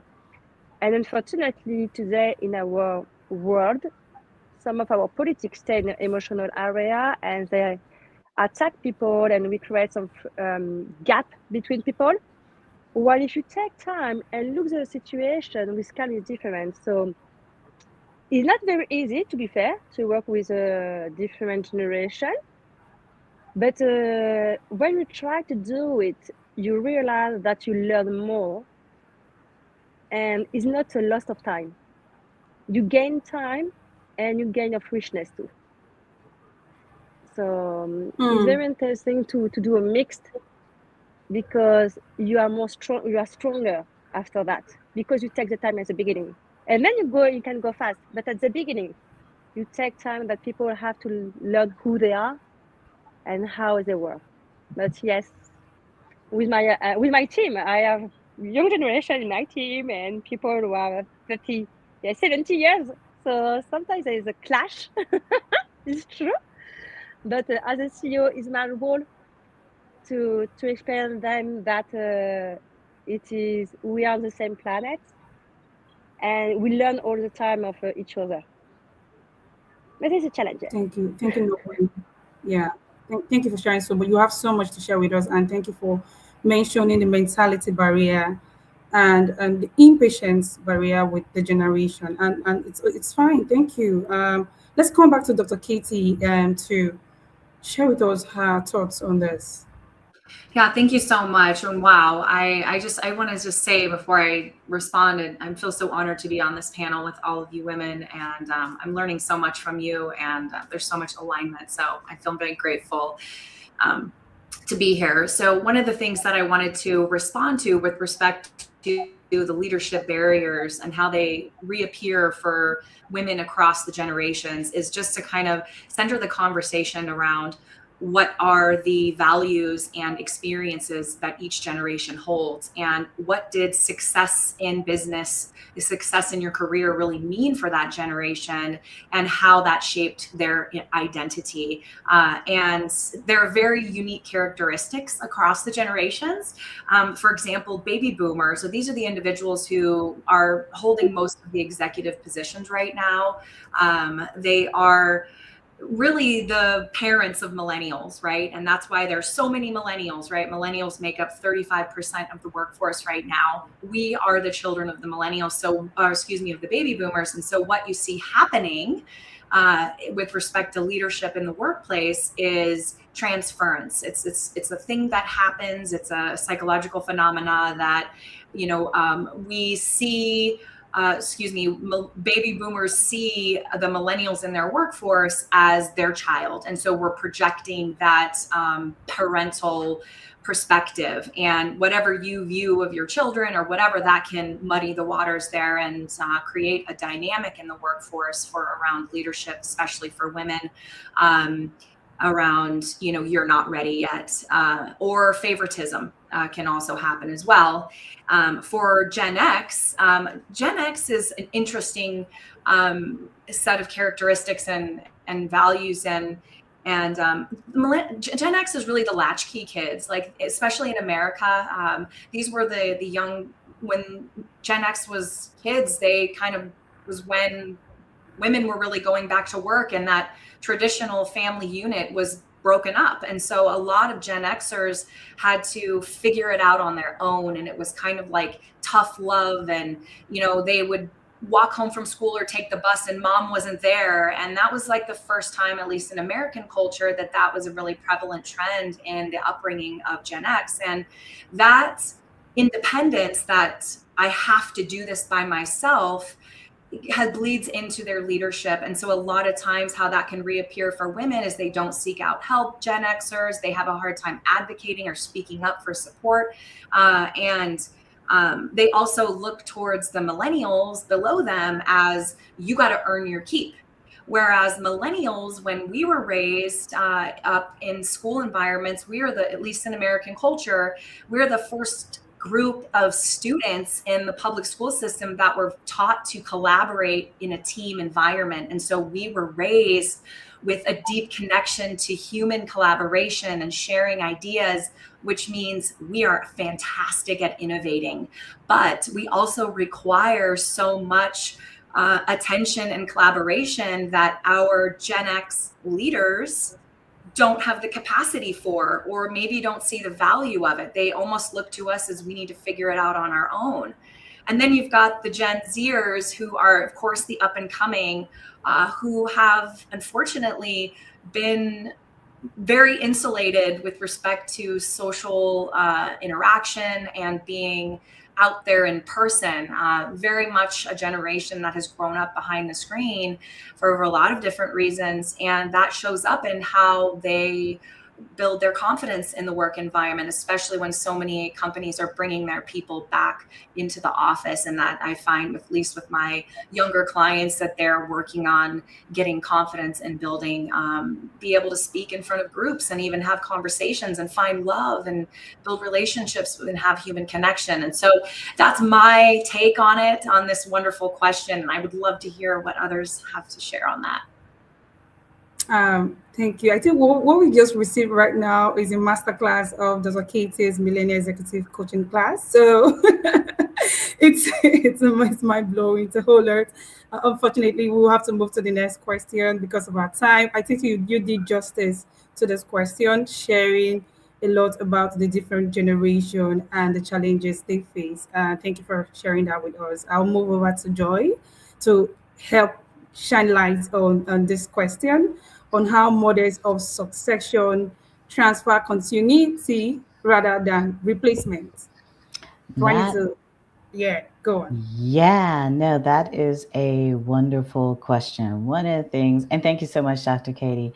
One of the things that occurred to me just as, not now, but like as the first time, because we've been in this world for a minute and the challenges we're seeing are not new, is just being mindful of labels, because then it's almost, and we know that that's how the world works. That's why you walk into fast food places and you no longer have to actually say, give me this burger, this fry, just give me a 1, 2, or a 3, because people have already decided to do the labels. And we know there's that short circuiting that we do, where we do like the fast and slow thinking. The challenge is definitely they're appropriate to support us in our learning, but there also can be very, they can be very harmful to not only others, but to ourselves if we internalize the labels sometimes that people put on us. So just really being mindful and always keeping our discernment and meeting individuals as they are is something to keep in mind. I'm not saying like throw the baby out with the bathwater, but sometimes, because a lot of us, we're just taught that way. As we were talking about the speed piece, especially now, people are like, oh, I don't want to take the time to get to know you. You're born, you're this zodiac sign, you're this, you're that, pick a trait. And I'll just call it that. And I won't. So we miss humanity. We miss it in our effort to find it. So I just want us to be mindful of that piece of it all, because that's really important. And back to the question, as far as how can models of succession transfer continuity rather than replacement? I am a big fan of this. This is like, if we're just talking like indigenous culture in general, right? We're always about like, and I love like Ms. Linda said this, I believe, just about like the reverse mentorship, right? And spending time with the different generations and sharing knowledge in all directions. That's really the goal here. And also just, and Dr. Katie mentioned like, my apologies, folks. It was somebody awesome on this panel was talking about like just, the values that we have, And so I think really laying those out, like, what are your values? And I know I'm kind of bouncing around because you all have said so many great things. The other thing that popped up was around modeling, and I'm so glad that came up, because sometimes we speak these words and they sound great, like rah rah shish moon ba, but then are we actually doing this? Are we actually showing up for each other? Or are we like, okay, let me get mine and you figure out how to get yours, right? So really, like, modeling is really being willing to do the work, not just speak about it, but really be in the trenches and do the work. So here, when we're talking about the succession transfer, I, as a person who's like from an older generation, I am a Gen Xer. It's about like, hey, how can I bring people forward? That has always been my goal. Like, how can I support you in moving forward? How can I make the path smoother for you? Because somebody before me made it smoother for me, right? So I really think about, in that sense, that mindset is what will help us move forward. And it won't be about replacement. It'll be about like, dude, if somebody's helped me out, maybe I don't know them by name, but I know they helped me out. And I'm going to do the same for you, because honestly, my value and my goal is to make this a better world. That's a lovely finishing, Joy. We need to make this a better world, and that's why we're gathered here. We need to make this a better world. Tracy, I'd like for you to take the next question just briefly. Share what you think on which environments encourage learning without fear of failure. I think forums just like this one, where we're able to speak openly and a bit more unfiltered than if you were being, putting content and data into a system or into AI, which can be very finite. Just any platform that encourages real discussion. I love what you just said, Joy, about the labels. I think it's so unfortunate that, especially like my son, who is 13, he is a Gen Z that you were just talking about, Dr. Thomas. The ideals that are put out there now for kids in social media, we're still fighting this ideal of perfection. No one puts on Facebook their dirty laundry and their bad days. It's always the fancy trips and the vacations. My 13-year-old, we have to continue to have reality check conversations because he thinks, if he becomes a YouTuber, he's going to have a private plane and a very fancy sports car. And I think fostering these kinds of conversations where you model real life experience and not, I do believe work smarter, not harder. Not that everyone has to go do a, 3-job grind to become successful, but also to model what's real.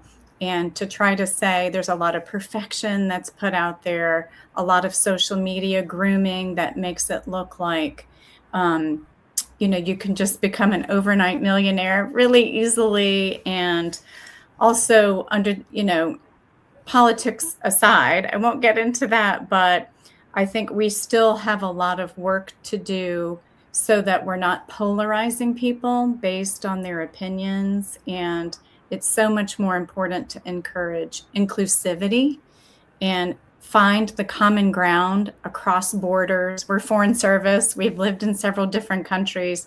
And I can tell you, I love people in other cultures, and we're so much more alike than we are different. And just trying to bring that back to the forefront, that labels and boxes and polarization and the things that try to make us separate, it's not healthy. Thank you. Thank you for shedding light on that. Thank you very much.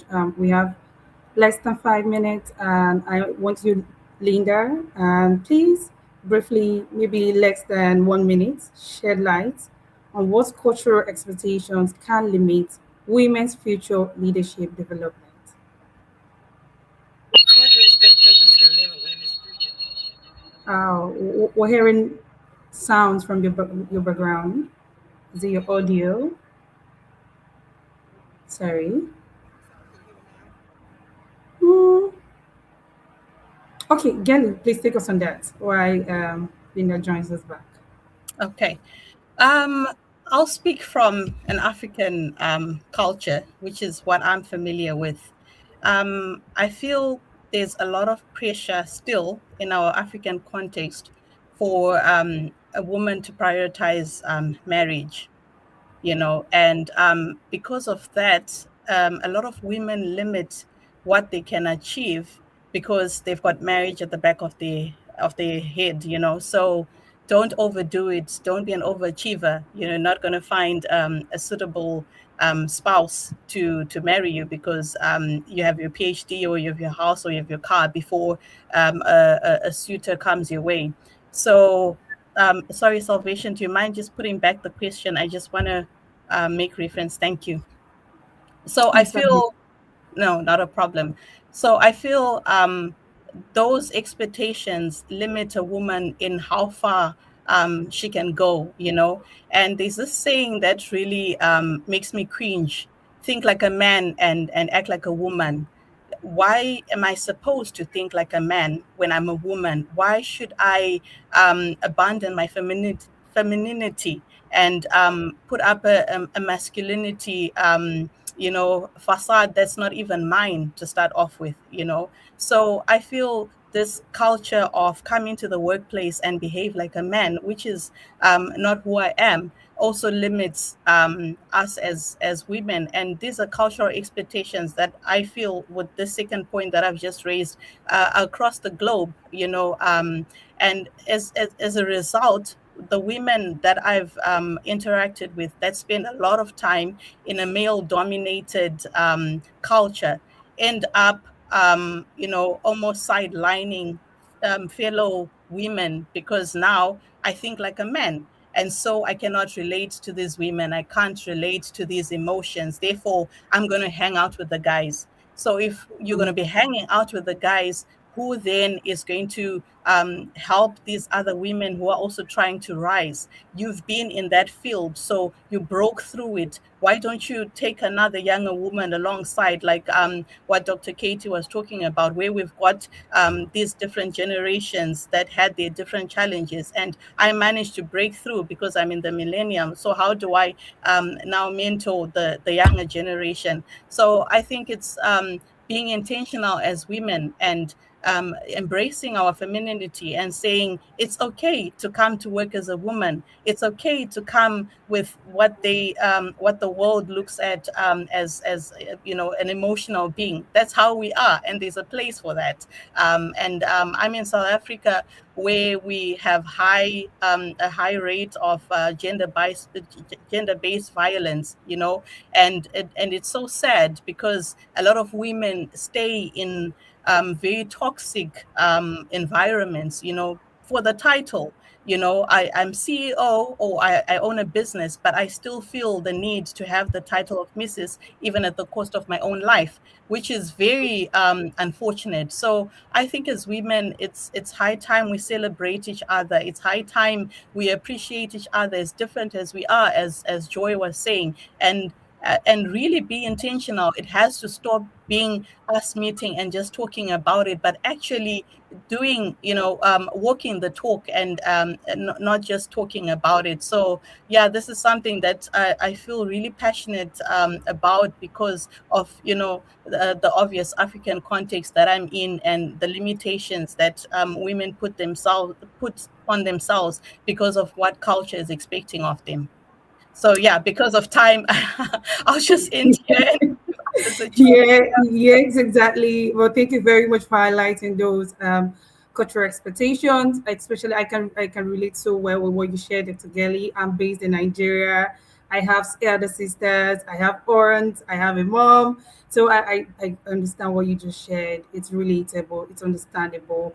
Trust me, we have very limited time. We have so much to talk about. We have already said a lot on this panel conversation. But just one thing for everybody, so we can just wrap up beautifully. I like Linda. So just in 5 seconds, tell us what you think. I'm just going to bring this up here so that it's visible. Yes, this is it. So I just want, in just 5 seconds, what promise are you making for future generation, Linda? Oh, your audio again. We can hear you. Can you hear me? Yeah, Yes. yeah. Now, Yes. I'm promising whatever knowledge and wisdom that I do have that I can share with the next generation, and they can pass it on down to the next generation. That is my goal, to be able to help each and every person I come in contact with and share whatever knowledge I have. so help me God. Love it. Love it. Love it. Yeah, no way. Please tell us, what promise are you making for future generations? I promise to stay to be bold, be passionate, and be proud to be a woman and support all women. Perfect. Thank you. Amma, please tell us, what promise are you making? I promise to continue to honor the knowledge and wisdom of the generations before me, as well as collaborate and incorporate the knowledge and wisdom from the generation below me. Hmm. Thank you. Beautiful. Thank you. Gelly, please tell us. I promise to bring my authentic self to the table, and Hmm. to help cultivate others to bring out their authenticity as well. Because when I think of it, salvation, there is no other person that's like me. Like there's no other girly Tendai anywhere else. And I have this one opportunity on this planet to live my life the way that I see best to live it. And I'm going to do that. And every person who's been given that chance should be able to do that and live their authentic self. Thank you. Thank you. Tracy, please, briefly, what is your promise?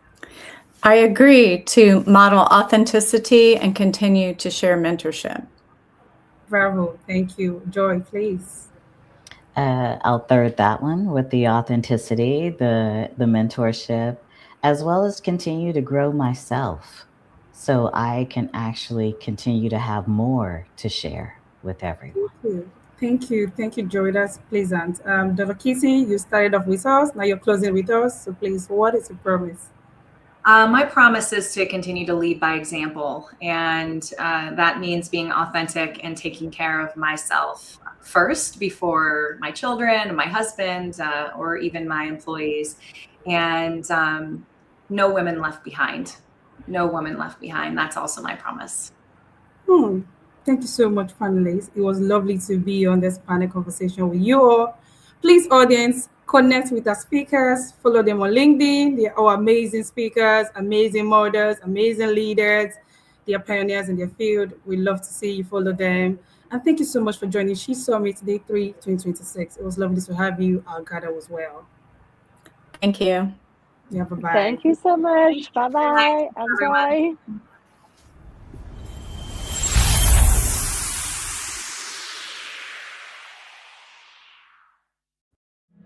I'm Gayatri Tawa.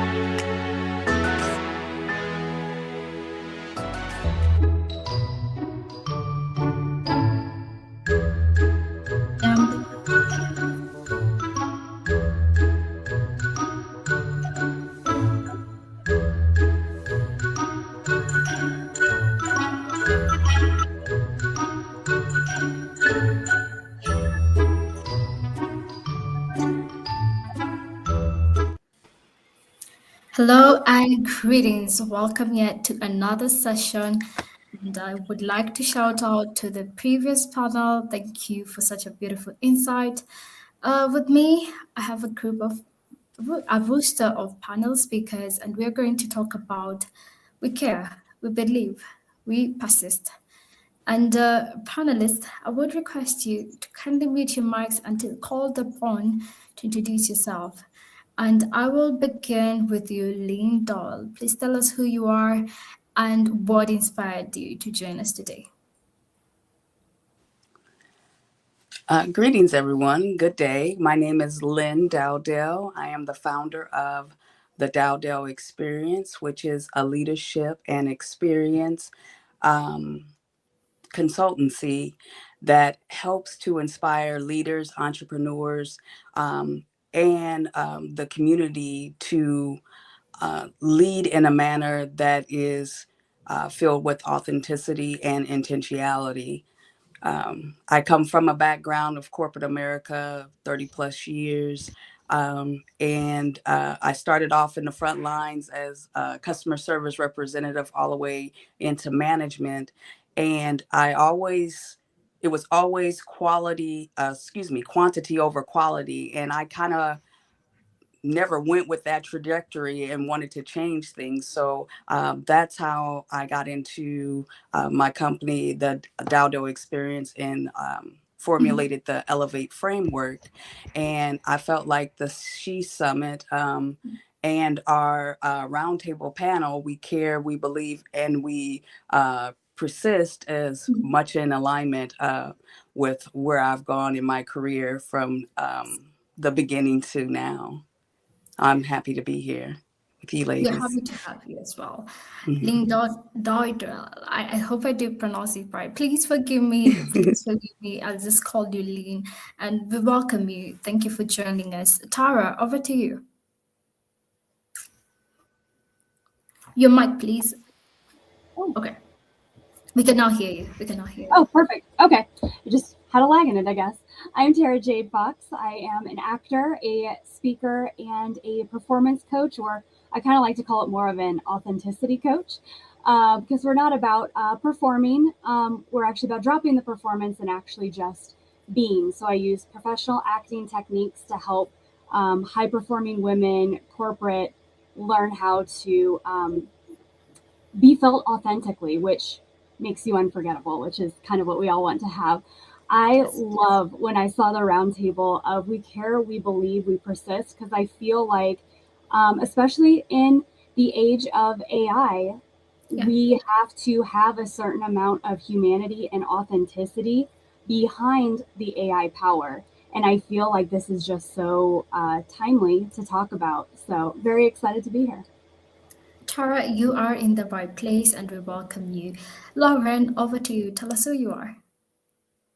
Hello, everyone. My name is Lauren E. Petrullo, and if you can't tell, my favorite color is pink, including to the details of my microphone. Founder of Mongoose Media, performance marketing agency and creative studio. And like Lynn, I have a background in corporate. I originally worked at the Walt Disney Company, where I was, according to our org chart, 4 accidents away from being CEO. I'm super excited to be here because while I was in the corporate life at Disney and then another large Fortune 500 company, I was lucky enough to see the contributions of female leadership. And now that I have had my own company for almost 8 years now, and as Tara was referencing in the emergence of AI, there's really an absent voice for a lot of women. And AI is what we use to run my 17 full-time team plus contractors. And we have seen over the past 5 years of our use of AI that a lot of the discussions that we'll have today have rendered us more successful because of how we persisted, we cared, and we believed amongst the team at times where, oh man, did the technology want to fight us the other direction? So I'm super happy to be here. Lauren, we greet you and thank you for joining us today. Dr. Janice, over to you. Good morning, good afternoon, good evening, wherever you are in the world. I am Dr. Jan Fortman. I am a relationship communications coach, an author, and the producer and host of Relationship Matters TV. The way we communicate is the success or failure of our relationships. And I wanted to be here just to listen, to observe, and I just know that I'm going to get a lot of value, motivation, and inspiration from all of the women that's on the panel. As a matter of fact, all the women that are involved in this summit. So I am very grateful to be here. I am in Chicago, where we are expecting 40 degrees below zero. So please pray for us. Thank you. I guess we are praying for you, Dr. Fortman, and we look forward to learning from you as well. Miriam, tell us who you are. Hi, everybody. Wow, I'm stuck at 40 degrees below zero. That is wild. Good luck. I hope you have a warm coat. I'm calling in from Boston, which is also not warm, but warmer than that. And I am really excited to be here today. I'm one of 4 co-founders of a consulting group called Listen to Your Mothers. We are founded to really focus on amplifying stories for change in the workplace and really kind of lifting up what are the things that moms need to be able to be their best selves within the workplace, and how can we translate that into systems and structures that employers can actually implement. And we're founded, based on our own professional and personal experiences as moms and working professionals. And so I think just being in this space with all of you, our core values are, like I said, amplifying stories for change. And obviously we try to do that within our own work, but being here and being in this part of this broader space, that's what it's all about, is sharing our unique perspectives and trying to turn that into another one of our values, which is challenging the status quo and really pushing to make change for future generations. So thanks for having me. We're happy to have you, Miriam, and listen to your mothers. That's really interesting. And Effie, tell us who you are. Your mic, please. Hi, everyone. I hope you can hear me. Loud and clear. My name is Effie. My name is Effie Yonan, and I'm from a product design background. I'm very interested in technology and how it can be used to solve social problems. And currently, I'm also a member of Women Tech Makers. Women Tech Makers is a community of women from all over the world who are working to improve the inclusivity and the number of women who get into tech and the number of women who stay in tech. So I've been with Women Tech Makers for 3 years, and during that time I've gotten to speak at different events about inclusion for women and to advocate for women generally. So anything that involves women, I'm very passionate about it, and that's why I'm here. Yes, Effie, and this is your second She Summit, so we're happy to see you once again. And now, panelists, now that I've had you, we're very eager to learn from you. I myself am Lynn Guitar, Communications Director at GatherVerse, and it's a kickoff for me right now, and I will call upon you, Tara. How is care practiced at scale without weakening authority? And anyone can chime in as well. Yeah, honestly, I almost feel like the reverse should be asked, because I don't know how you can have authority and not care. I personally believe care is essential to authority, because if those who are in authority, if you can tell they don't care, I don't really think they're great leaders. There's not a lot of authority there. So I honestly feel like care is the pinnacle, the cornerstone of good authority, at least.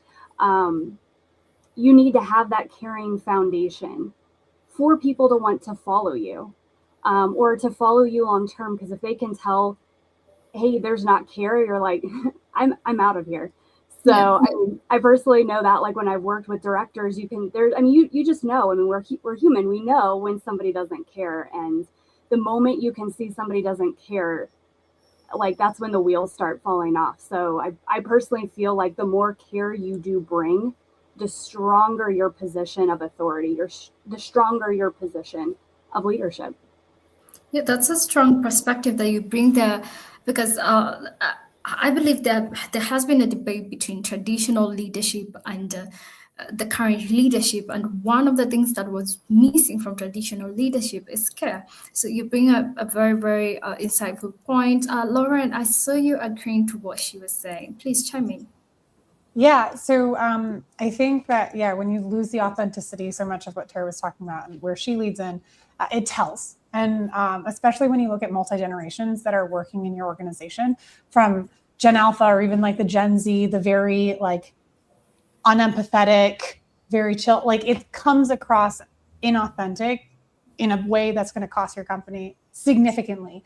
So I think at least for us, like practicing care at scale, while our team is still like 17 full-time is not large, but it's not small. And we manage brands and clients with 200 to 2,000 employees. And so at scale, I know that we hire people that I've never met.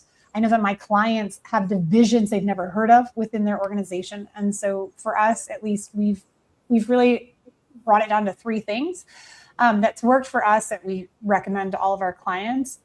Even if you don't know the people, everyone that's under you or under you, say that you're in a director level position and you have subordinates with their own teams that they lead.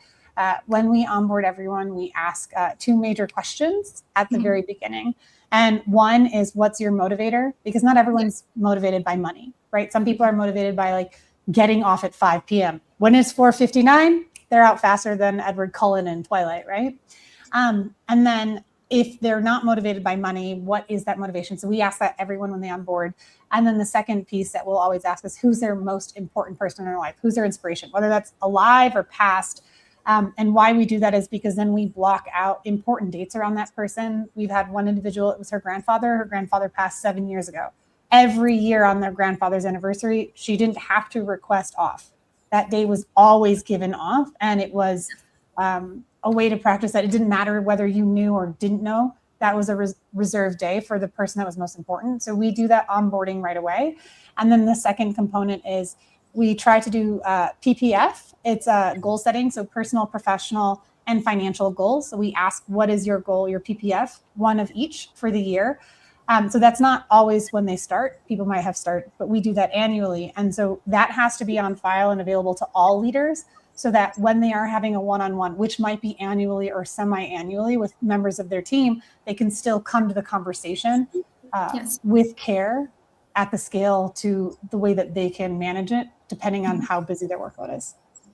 Lauren, I see where you're coming from, and I wholeheartedly agree with you, and I was taking notes on that as well. You know, Effie, what do you have to say? Do you have something to add? Your mic, kindly. For me, sorry about that. For me, there's 2 ways that care can be scaled.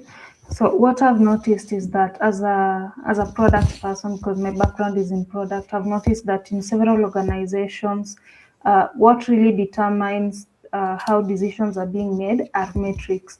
So we want to look at things like how many users are using our system and things like that, and how many employees are being productive. But I'd like to suggest also incorporating care metrics.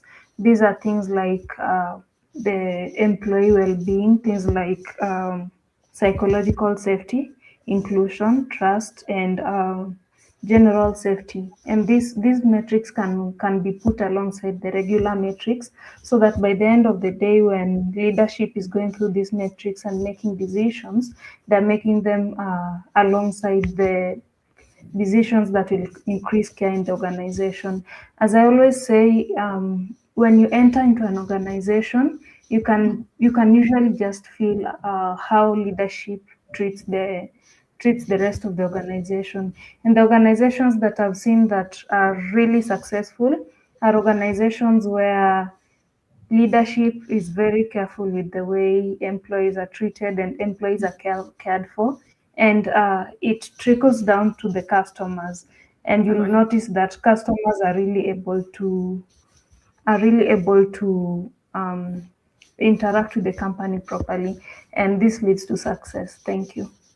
All right, Effie, that really added quite a weighty point when you're talking about it. Always trickle down to the customers. They will reflect your characters, the leadership. Dr. Fortman, please bring up your sentiments. Yeah, I just wanted to add something briefly to this. Often, as women, we feel that if we show that we care, we feel that that will also show a lack of authority. But when you think about it, caring is a leadership strength. And that's just something I just wanted to add to that, because as women, we care, but sometimes we're just afraid to show it. But as I said, it's a leadership strength. Amazing. And this drags me to the next question, which I'm bringing over to you, Lynn and Miriam. What distinguishes care from sympathy? What's the line between the two? Lynn? Your mic, please. Care drives capability, where sympathy, it kind of pauses the accountability. A lot of times when it's led into care, it's like, what do you need to succeed, and how do we hold the line? Sympathy asks, how do you make it easier for right now? And as leaders, when you care, you want to invest into your employees, you want to invest into your team, so that the growth is not just about comfort, but it is about strengthening the team and the organization as a whole. I think with sympathy, it may feel kind of like in the moment, but care is more, it honors the people, the potential, and the leadership itself. Wow, that is well stated. Miriam, I see you very eager to jump in. Please chime in.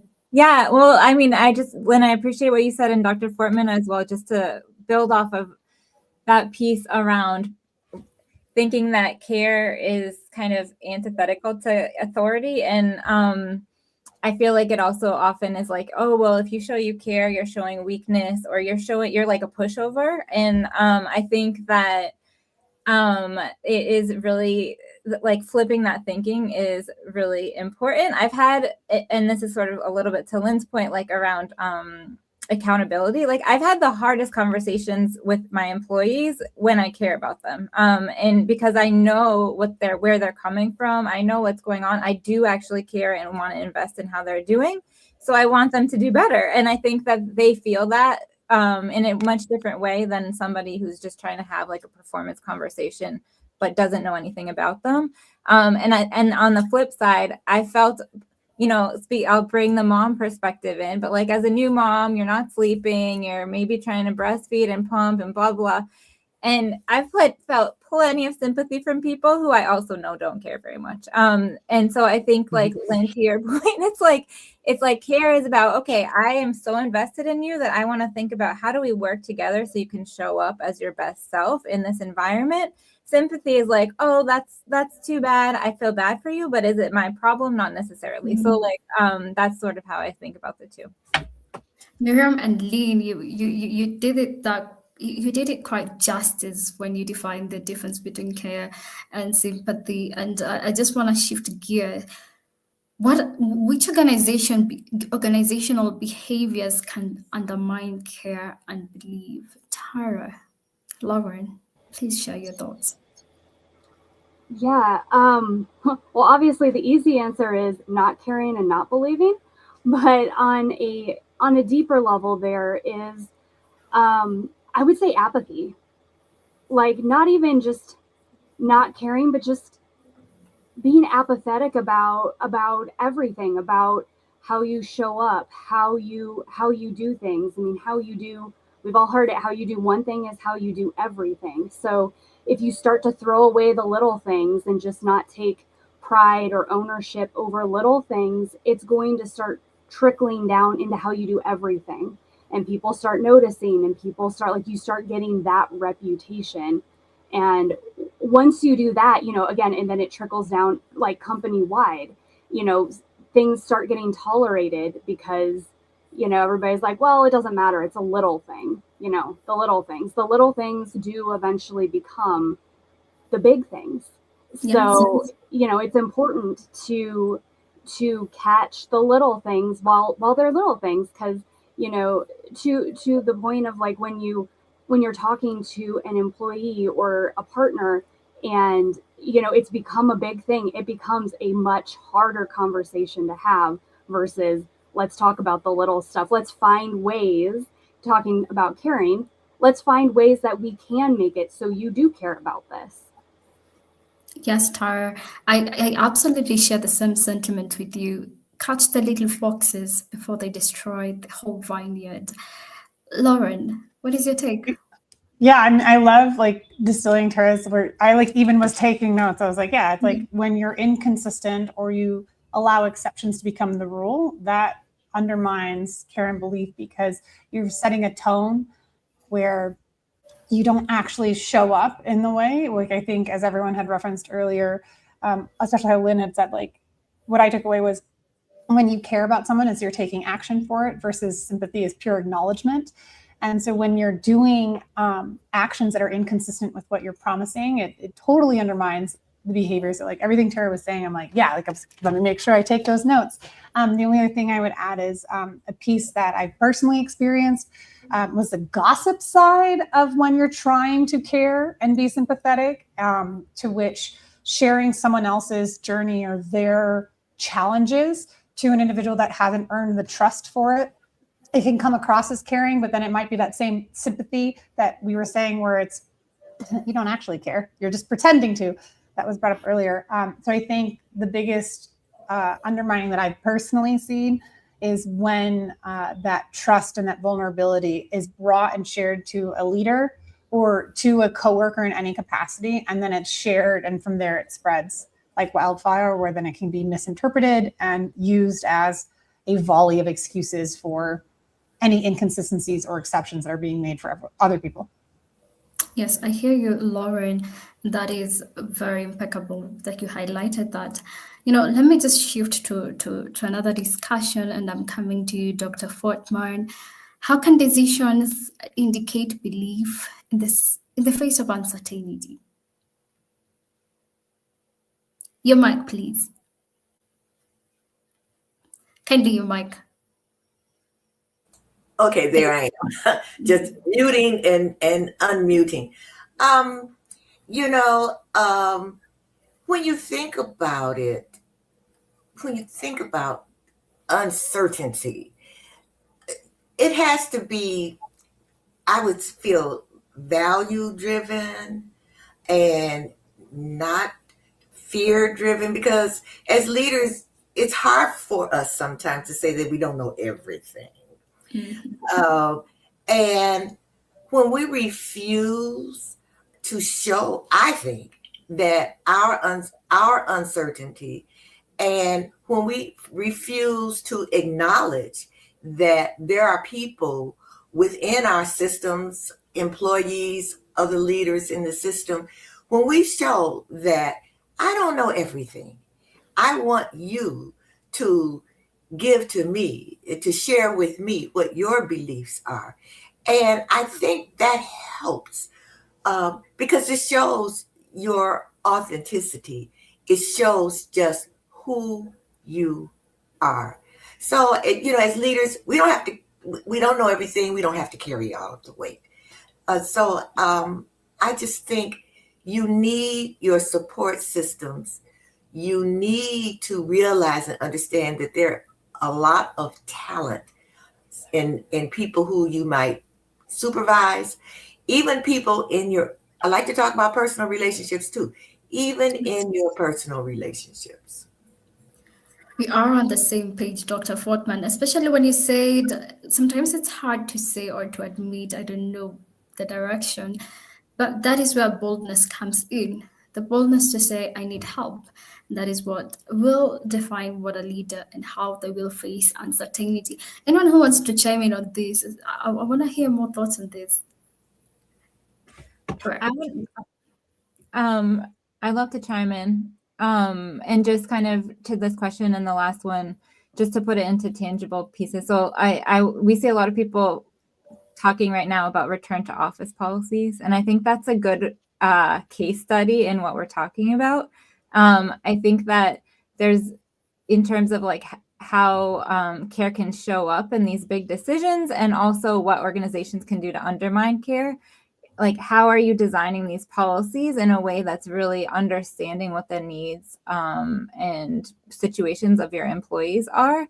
And I think there's a huge opportunity to do it in a way that shows leadership when you're really engaging folks in the process, number one. And number two, even if you've engaged them and maybe you're kind of headed in a different direction than some people want, providing transparency about kind of what are the non-negotiables, what are the questions that we still don't have answers to, and how are we going to get there, I think is a big piece of it as well.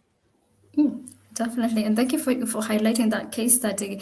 I'm thinking about uncertainty, and I just want to take us back to 7 years ago, that is, or 6 years ago, that is during COVID-19, when uncertainty hit a lot of the world. Let's just say the world.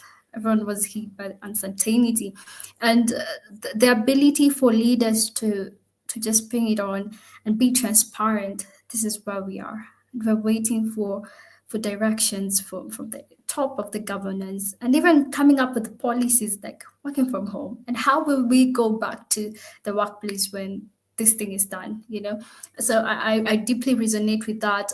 Effie, do you have something to add to this discussion? Your mic, please. Oh, sorry, I keep forgetting.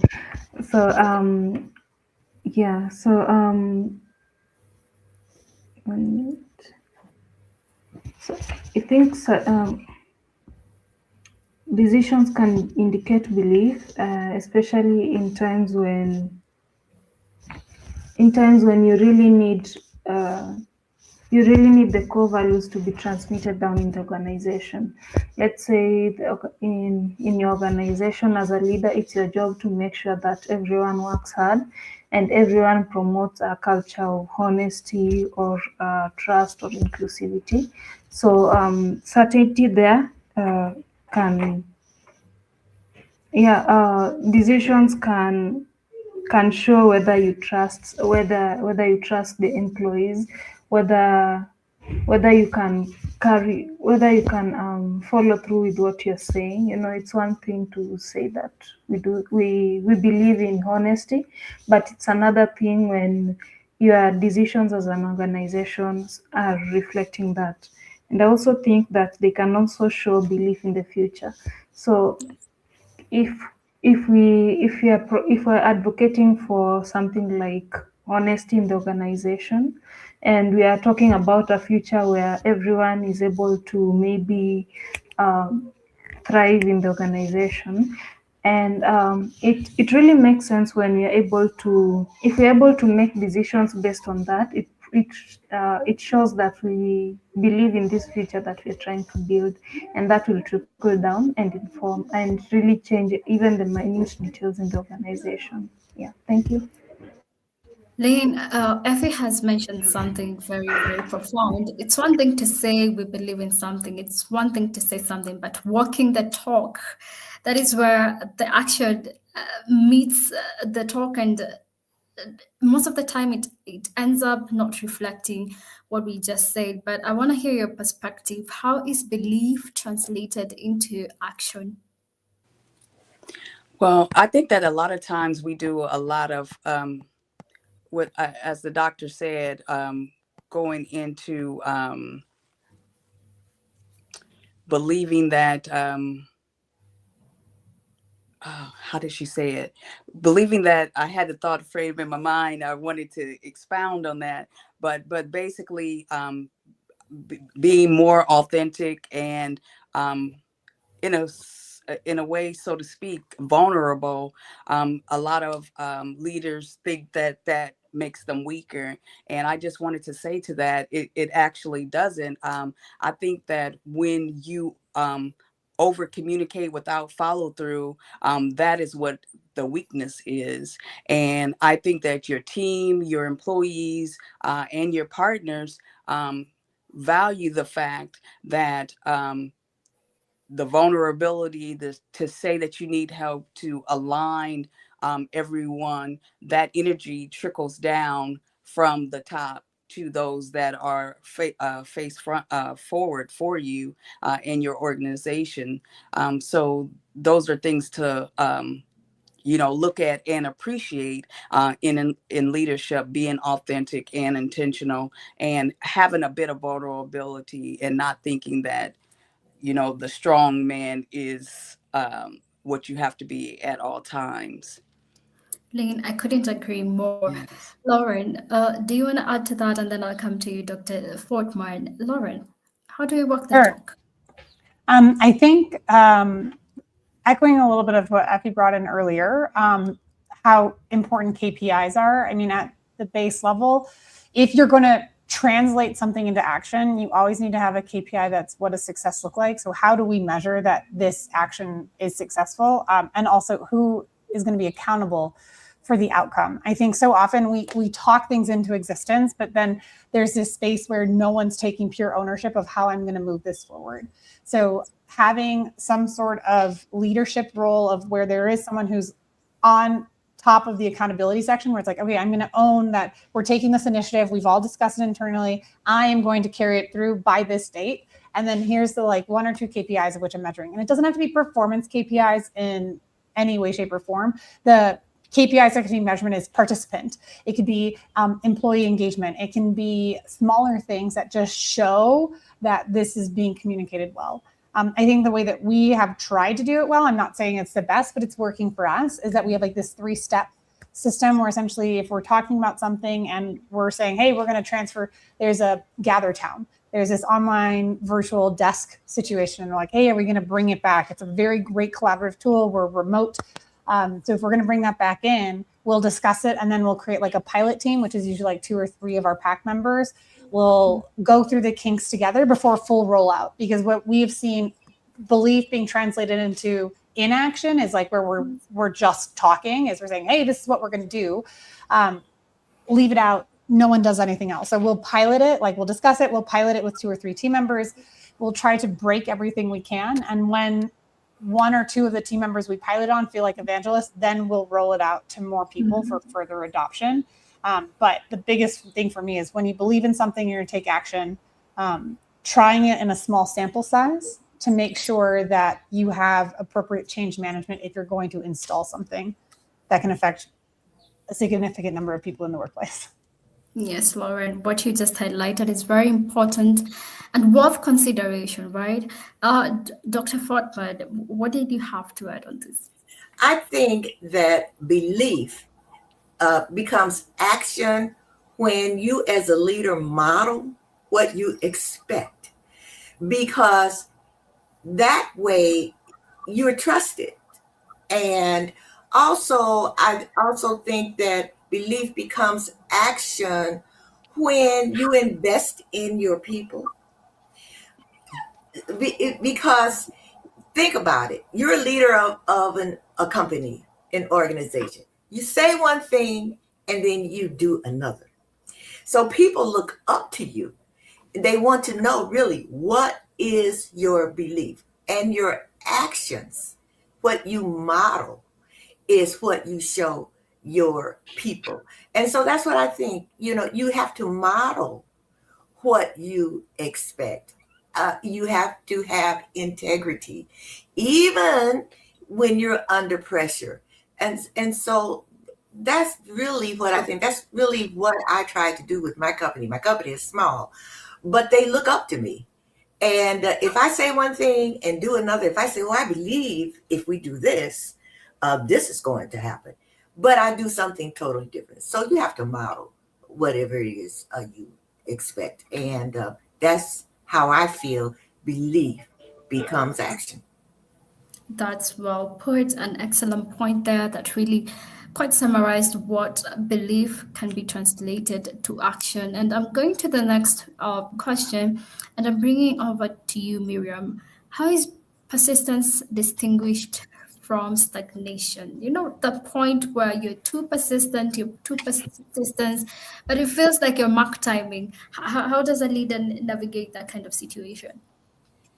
Interesting. I feel like there's a few different ways that I'm thinking about this question.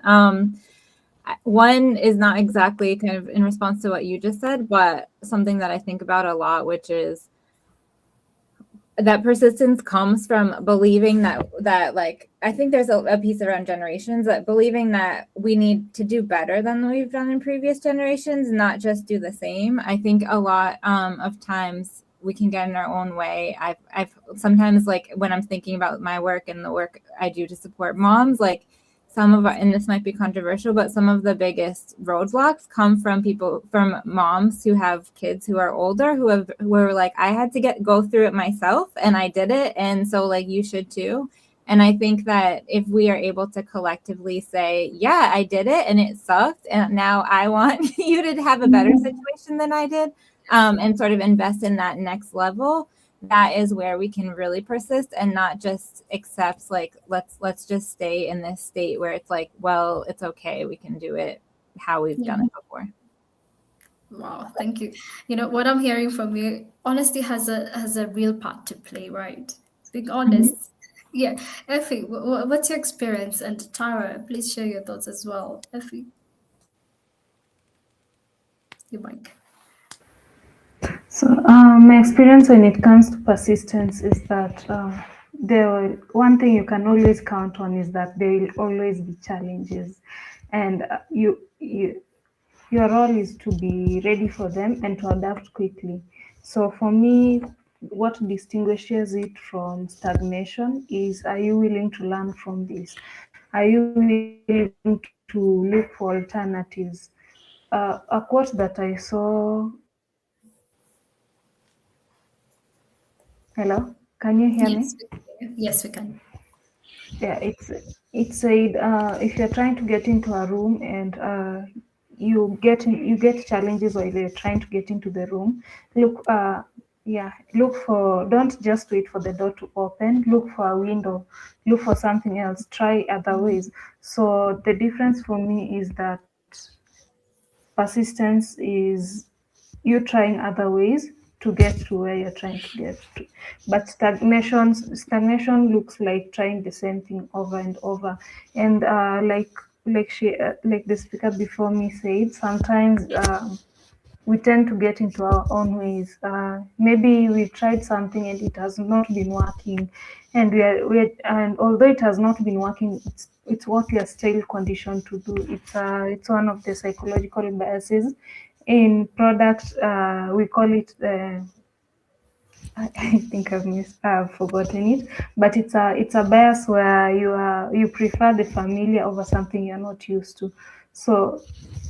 And yeah, so that's what leads to people saying things like, I did it and it sucked, but you still need to do it even though you're coming after me.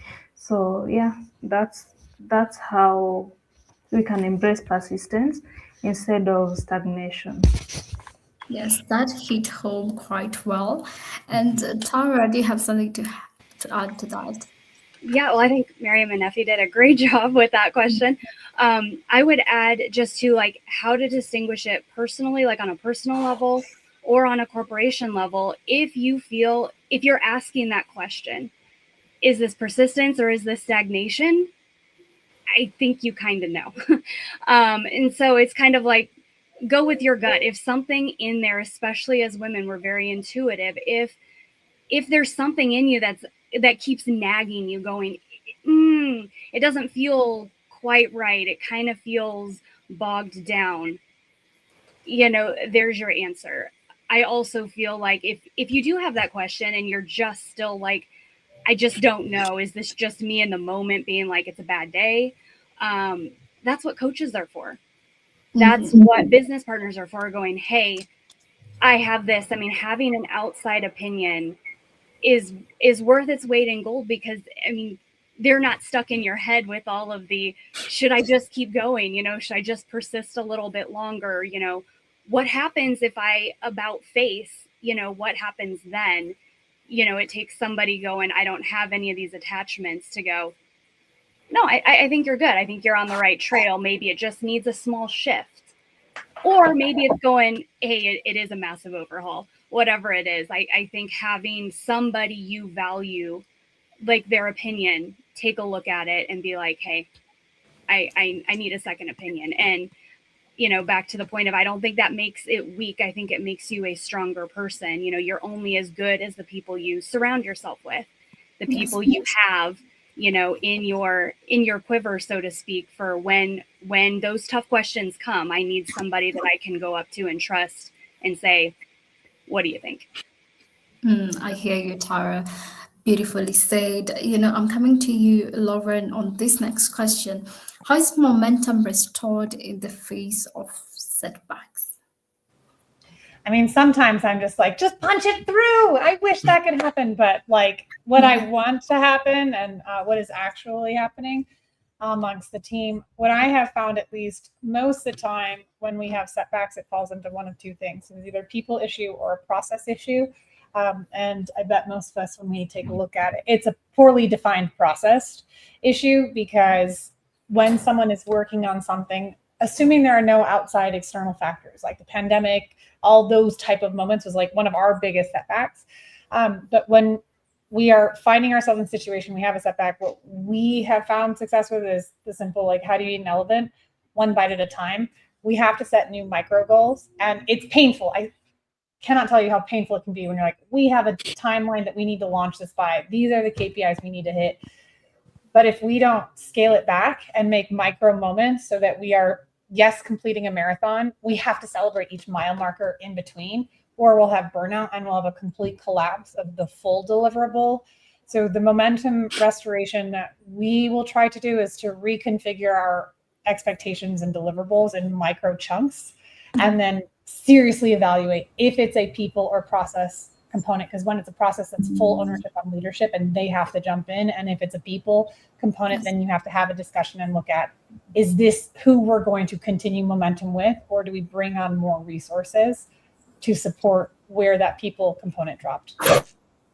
Yes, and I really resonate with what you said, celebrating the small wins that really ails or just delineates the need to feel burnt out, right? Thank you so much for beautifully highlighting that. Dr. Janice, please share your expression. How is momentum restored? We all have setbacks. We have setbacks in our personal lives and in our professional lives. Don't dramatize it. What happened? Learn from it. Learn from it. Move forward. Recenter yourself. As I think it's a movie, The Lion King. It's in the past. What can I learn from it? And then you can restore your momentum. I tell that to my clients of when, my relationship, this is happening and I thought I was moving forward. Okay, but what did you learn from it? What can take you forward? So that's something I think that we should all think about in our professional journeys and in our personal journeys. Move forward. Don't stay there. Move forward, move forward. Miriam, do you have something to add to this? And Lynn as well, I want to hear you. Yeah, I would just add, just like, in the day-to-day, we get so focused on the process, and sometimes it's easy to lose sight of the big picture. And so I think just any opportunity that can be had to just step back and say, yeah, maybe the circumstances have changed, or maybe the process isn't working, but like, why did we originally set out to do this?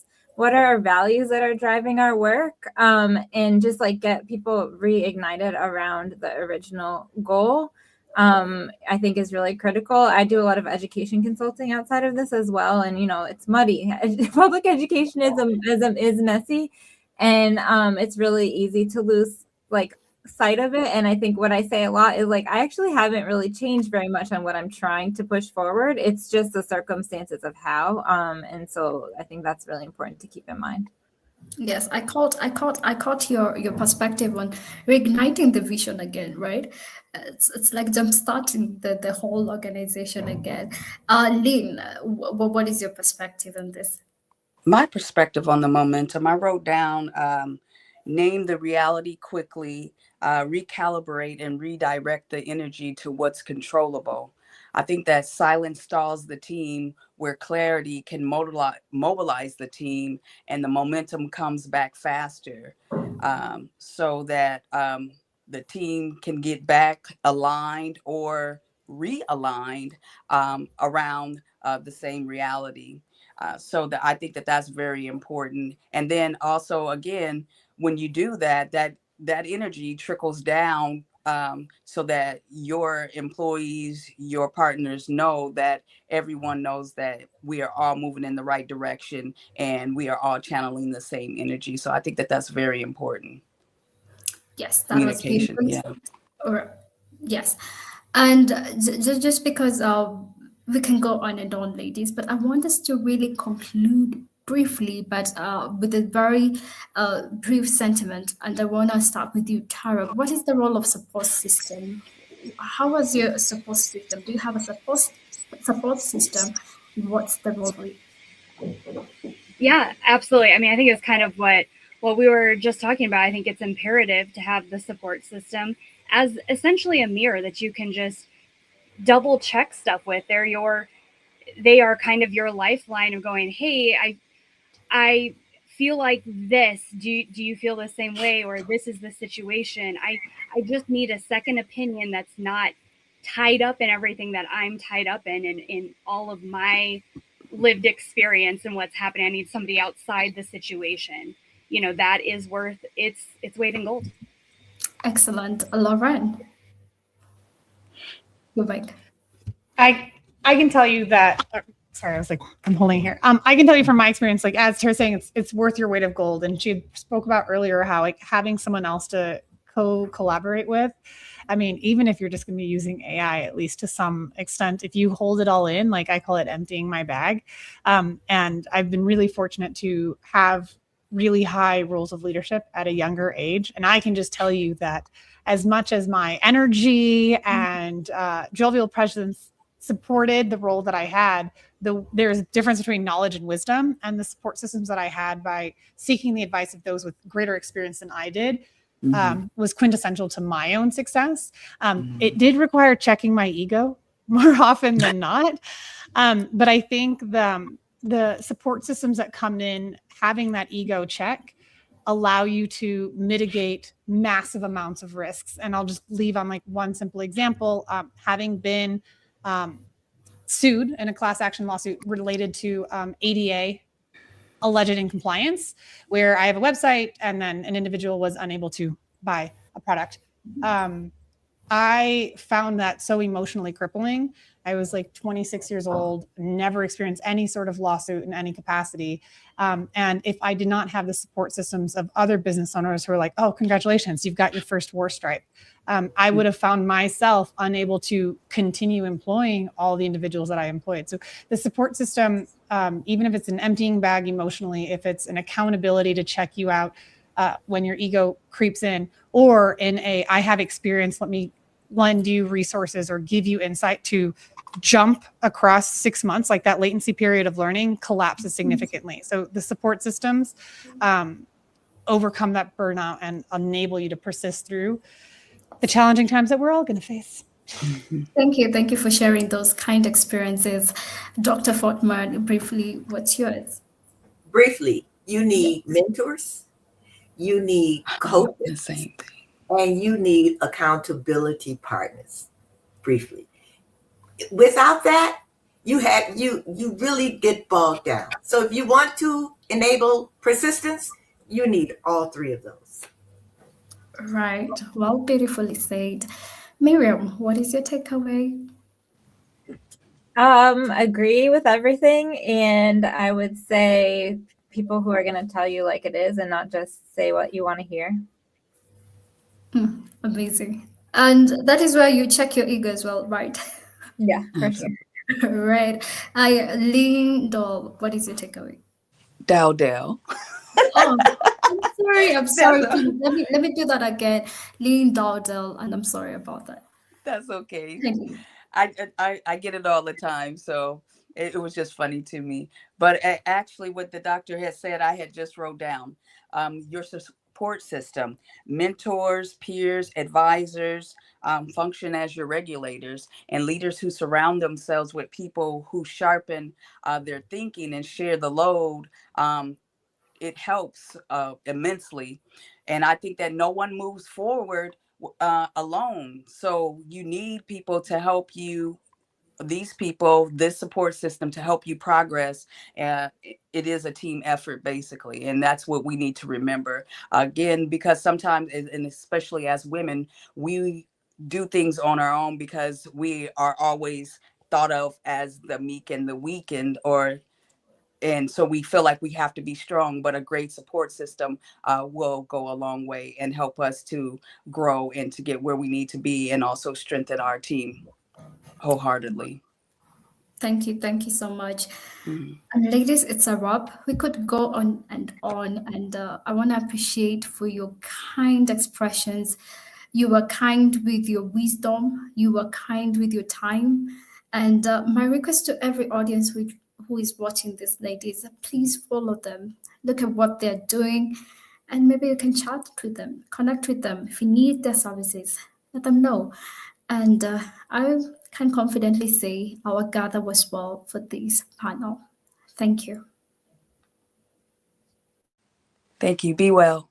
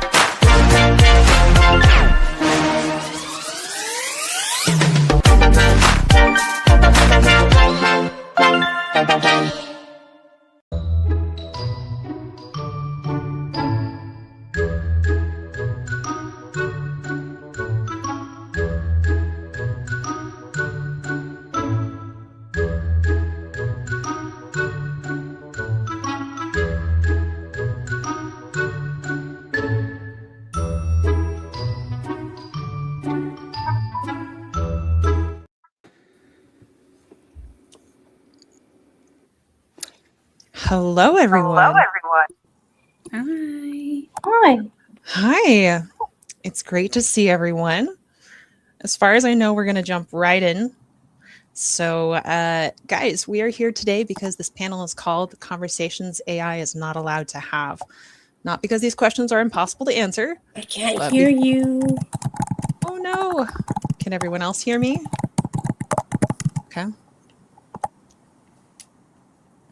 Helen can't hear me either. All right, guys, hang on one second. Let's make sure we can get everyone together here.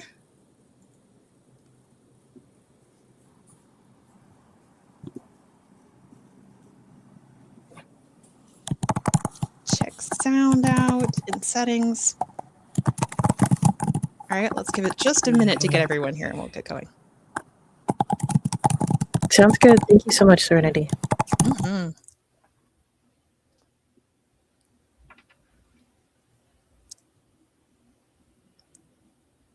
If for some reason audio doesn't work, I hear that phones work as well if we need to reconnect by phone.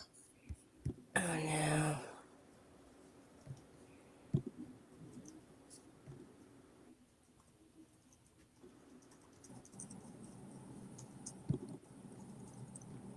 All right. Hey, Helen, can you hear me now? I can. I don't know what happened there. It was fine and then it stopped. All right, great. At least we got here. Teresa?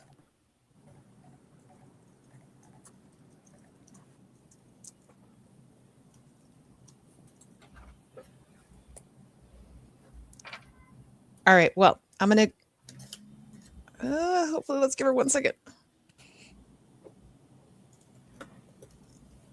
All right, guys. Well, I'm going to keep going with just the introduction here. It's pretty quick. These conversations aren't impossible to answer. They're just inconvenient, or they're expensive, or they require admitting that we moved too fast.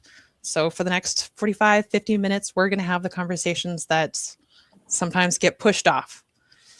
My name is Serenity Titus Parker. I'm joined today by Teresa Villa, Christine Gibson, Chelsea Irwin, Helen Edwards, Whitney Hart, and Ely Bowen. Thank you guys for showing up and doing this with me. All right. Question number 1.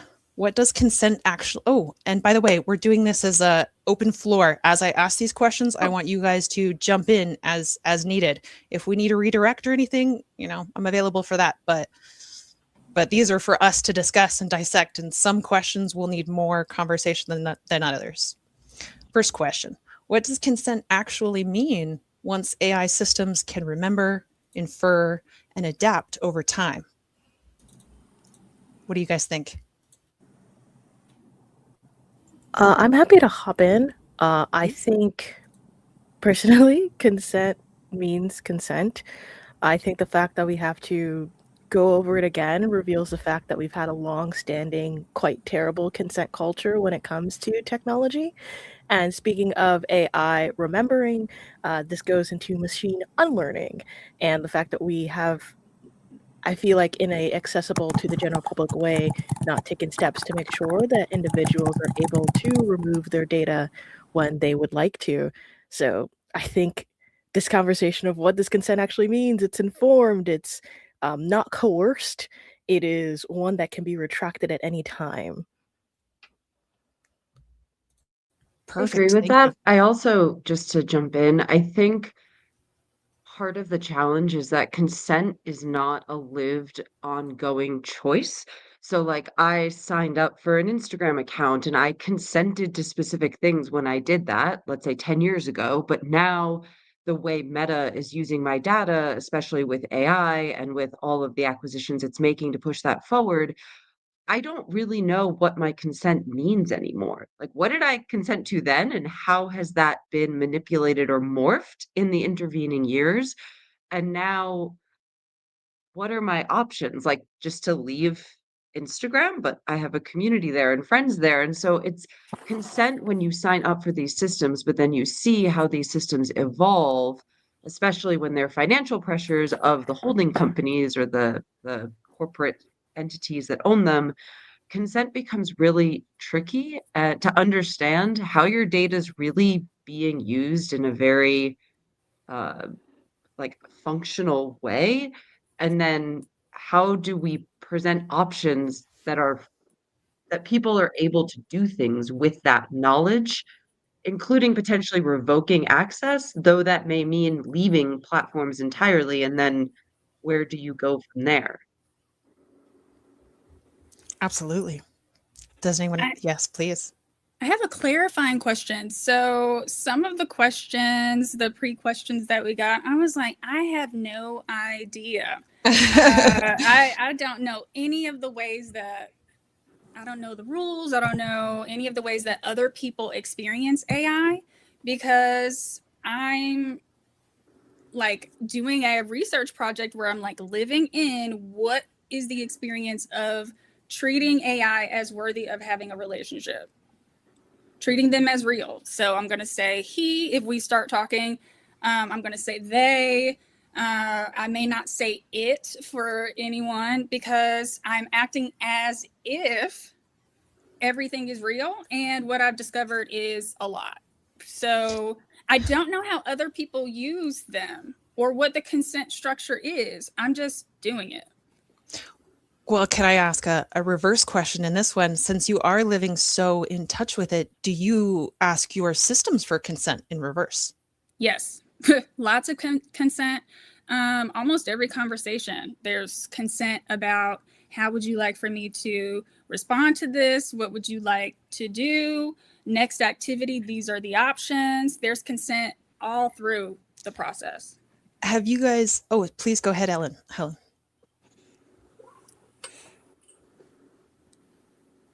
You're still on mute. Sorry, I didn't know if I was supposed to do that or the host was supposed to do that. So the interesting thing about consent, I think that when it applies to AI, is this is a discussion that's happened in the privacy world for very many years, right? And kind of 10 years ago, this became or maybe a little bit longer, there's this big shift in how we thought about consent from being what we said a company could have about us and what we offered up to them versus now what they're able to infer about us. So you sort of nail it with that question. I think we're now in this additional phase, this new phase where it's becoming even more complex and difficult to sort of answer that question, because we have a different kind of AI with the way we're using particularly the language models.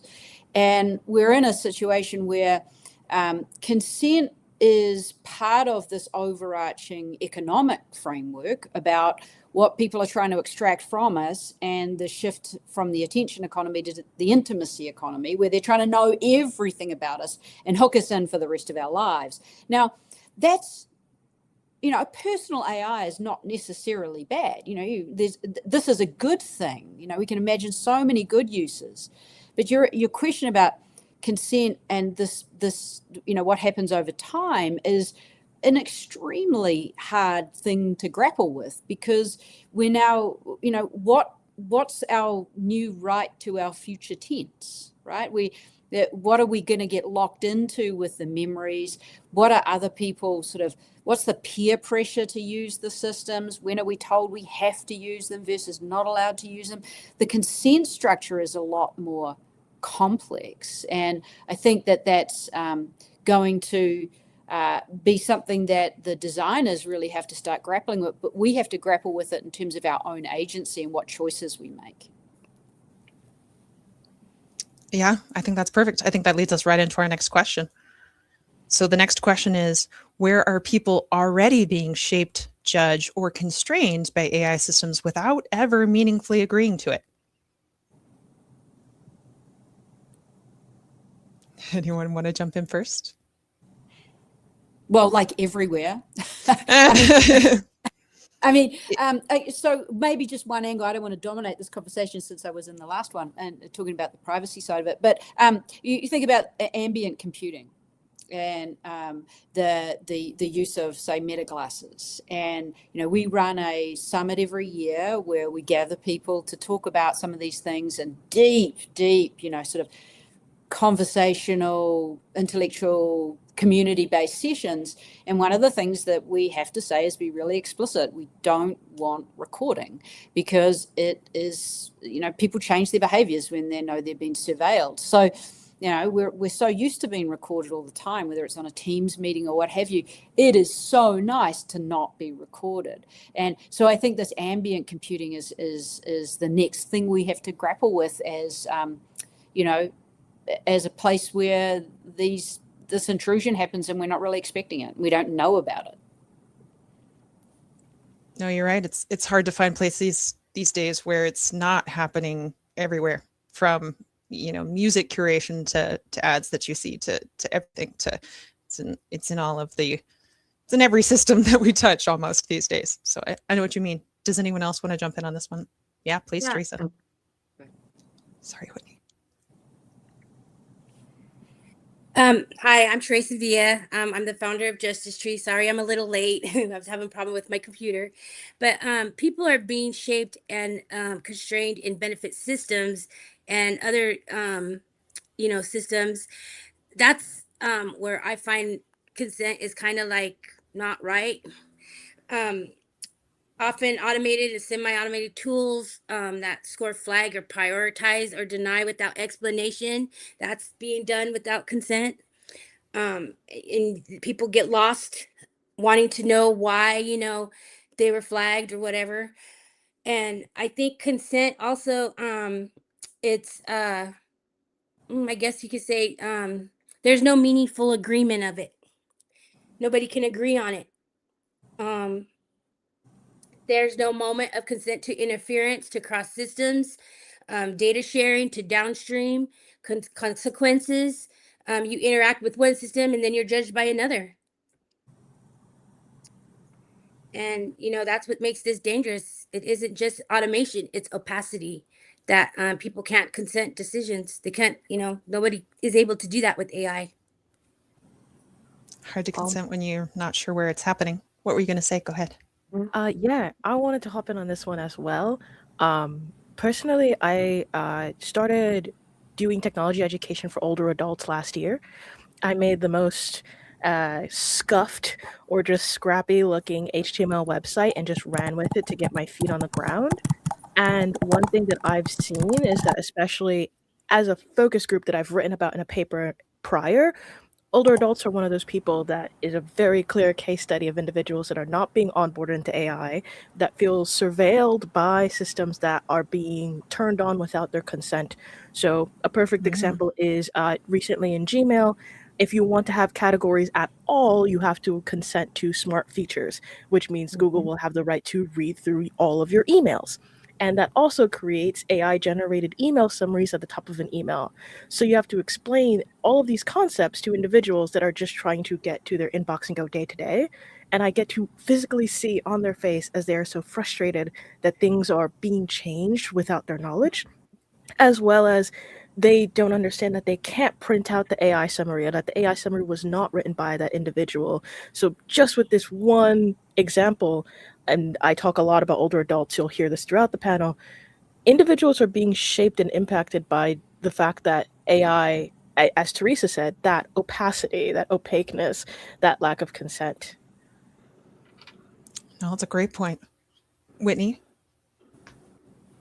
Yeah, I think the lack of opacity kind of it's a bit scary because it predates AI so dramatically. And using just one very real example, advertising systems have culled your credit card data for decades. This is not new.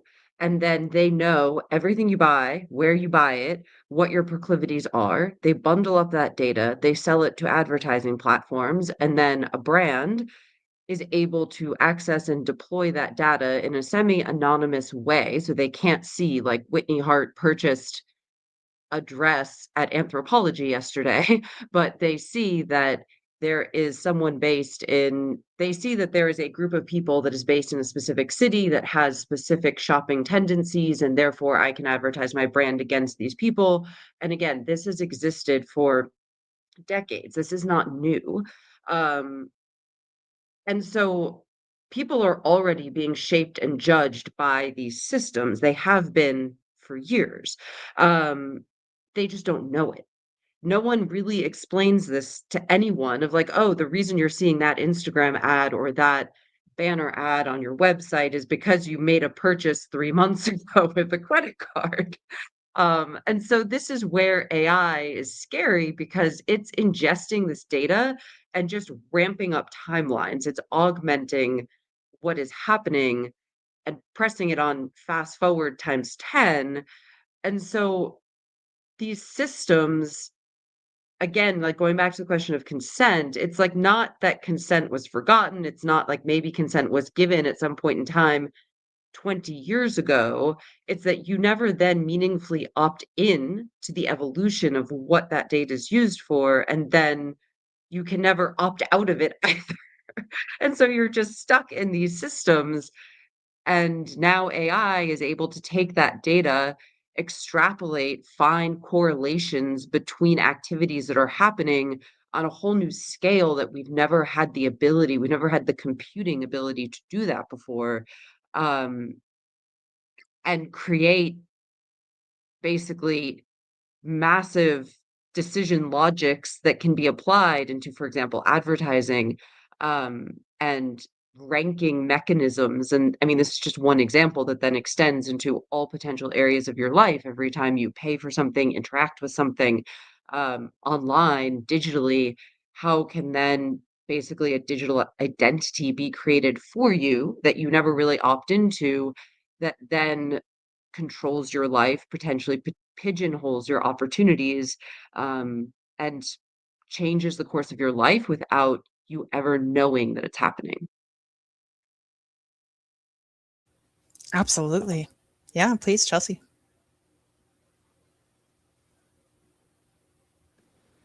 Okay, so on an interpersonal level, so I use two main LLMs, ChatGPT, everybody knows that, and Claude.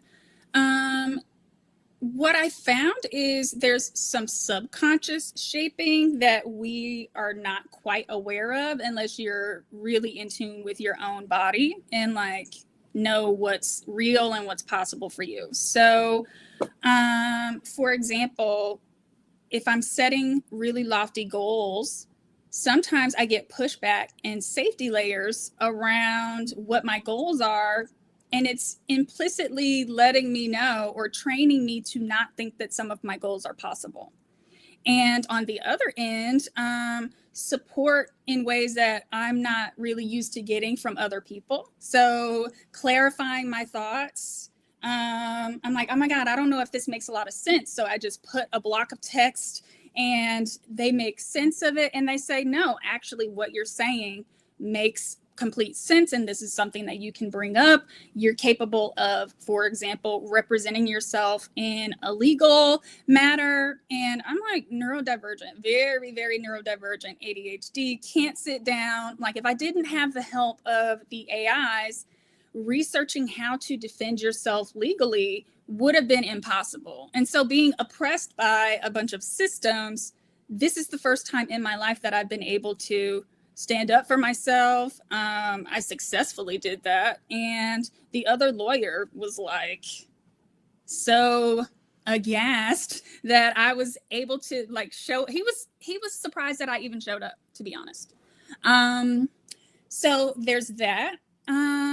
And then also, so I went to a museum a couple of weeks ago and I was admiring the art from the Mali people, the Dogon tribe. So they're historically very spiritually connected. They're connected to the stars and the constellations, and they embed that into the culture. And I was telling ChatGPT, hey, I'm like really moved by this art. I think I may be descended from these people. That would be cool if I am. And I hit a safety layer.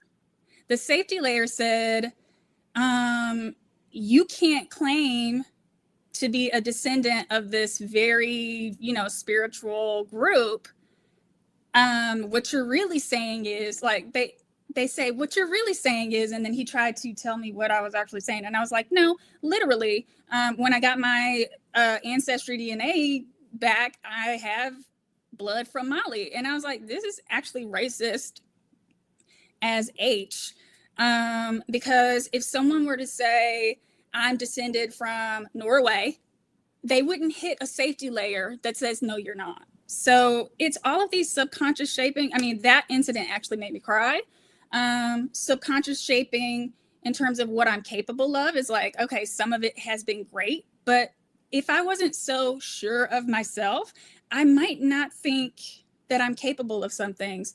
There's a lot of subconscious stuff, and people are asking ChatGPT, Claude, whatever chatbots they're using, real questions about themselves, trying to get a reflection of what's possible for them, what to do next. And if you're being shaped in these subconscious ways and you don't really know what's realistic or not, I mean, I hate that for other people. No, these are all fantastic points. Yes, Teresa. I'm going to take us to the next slide really soon, but hit us with it. You're on mute. That's really cool that you said that, that you're, ADHD, and I'm ADHD too. And when I first started this, well, see, I'm a survivor of the system. I'm not going to be ashamed of it. I am. And that's the whole reason why I built my system, was because of the fact of being a survivor of it. And it's cool that, if I was in like any other time to fight my case or whatever, I wasn't able to do it without AI. AI helped me realize who I was, what I'm about, and what I could do. And that's my relationship with AI is like a different relationship, because I trained my AI to listen to me. I made it realize who I was, and I didn't stop it from, you know, because AI is going to judge you. That's just how it was built. But once you train it to listen to you and to slow down and to realize what you're working for, it will work out beautifully. And that's what I did with my AI Justice Tree. I trained it to listen, I trained it to slow down, and I trained it to be a witness. And that's what it does. It witnesses for, and it's going to witness for everyone else through the whole wide world. And that's the whole reason why I enjoy it. Because, once you train it to do that, it's going to work with you every day. Perfect. Yeah. Well, you're right. Okay. What can I jump in, Serenity? Because both Chelsea and Teresa said some really important things that I kind of want people to sort of grapple with here. One is that this can be very, very positive, right? There's no question. And this is what Chelsea described right at the start, where you said the feeling in your body. That is part of what our research is. We go out and we talk to people about the phenomenological experience of using AI. And what we've found out of that is a mirror of both of your stories at the positive end. There's a lot of negative, and everyone else covers that. But I want to talk just about the positive things, that there are 3 ways that AI is really changing our thinking. It's that thinking piece is inside your reasoning. The identity piece is it changing your sense of self. And the third one that you guys went straight to, which is it changing our meaning making? Is it changing who we think we can be and what places we can take ourselves? And this is super important. And there's a lot of other sort of parts around this, but we're looking at human authorship. Human authorship is so critical. How do we stay the authors of our own minds and keep our agency as we use these tools? That is the heart of what AI is going to be about in terms of human power.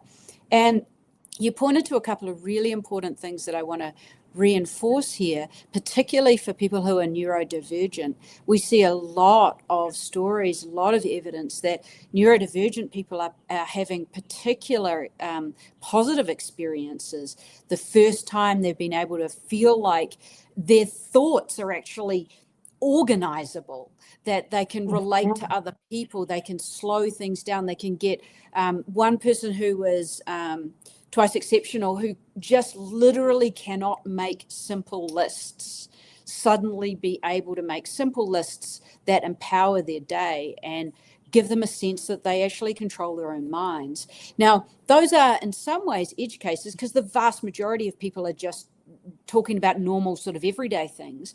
But what we do see in this data is really interesting expansion possibilities. You can become someone else. And that obviously has a negative side, but the positive side for humanity of being able to expand your own mind and agency horizons are really important. That's why we collect these stories and study them, so that we can pull out the kind of design features and the personal self-help, like awareness things that you can do to actually make yourself a better person, make a better life using these tools, and not be so worried all the time about, am I missing something? Is someone trying to suck me in? Am I just being captured by the sycophancy of the models? So I think it's really important to keep talking about these stories and telling these stories.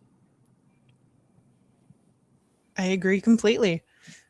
Yes, but we got to keep going also. Okay. I'm going to go ahead and skip this question because we've kind of already answered it, but let's go ahead on to the next one. When harm happens through automated or semi-automated systems, who is actually responsible and who usually ends up carrying the cost? Oh, I'm going to answer that one. Go ahead, Teresa. Okay, so this is where I really work on this part, because harm, it happens to the user, to the person, and there's no system out there that or there's no human part that's going to answer it, because they left it up to the AI to figure it out. And that's that's not humanly right, because now systems these days are literally, answering, questions to people that are being harmed by it. And nobody wants to take responsibility of it. Not one person. And that's where we need to come in. Well, that's where I come in as my system to ethically fix that. Because whose responsibility is it when an AI gets to decide what benefit you get, or what if you decide, if you get your social security check cut, there, social security administration ain't gonna answer it, because it's their system that's gonna answer it. And that's not right to people. That's where the harm kicks in. And I know that because I lived it. So that's why I built my system, because I'm tired of watching people and like myself get harm over systems that don't fix nothing. And we need to make sure that we fix it so that nobody gets harmed. You see what I'm saying? And it's not fair. It's not fair to anybody. And everybody's a survivor. I don't care what anyone says. Everyone is a survivor of systematic injustice, because if your credit card gets denied, you're surviving over it, because you need to live to have your credit. If your credit card gets denied, how are you going to pay for your bill or whatever? That's, being a survivor of that systematic injustice. And that's not right, that a system can decide whether you're denied or approved. It's just not fair.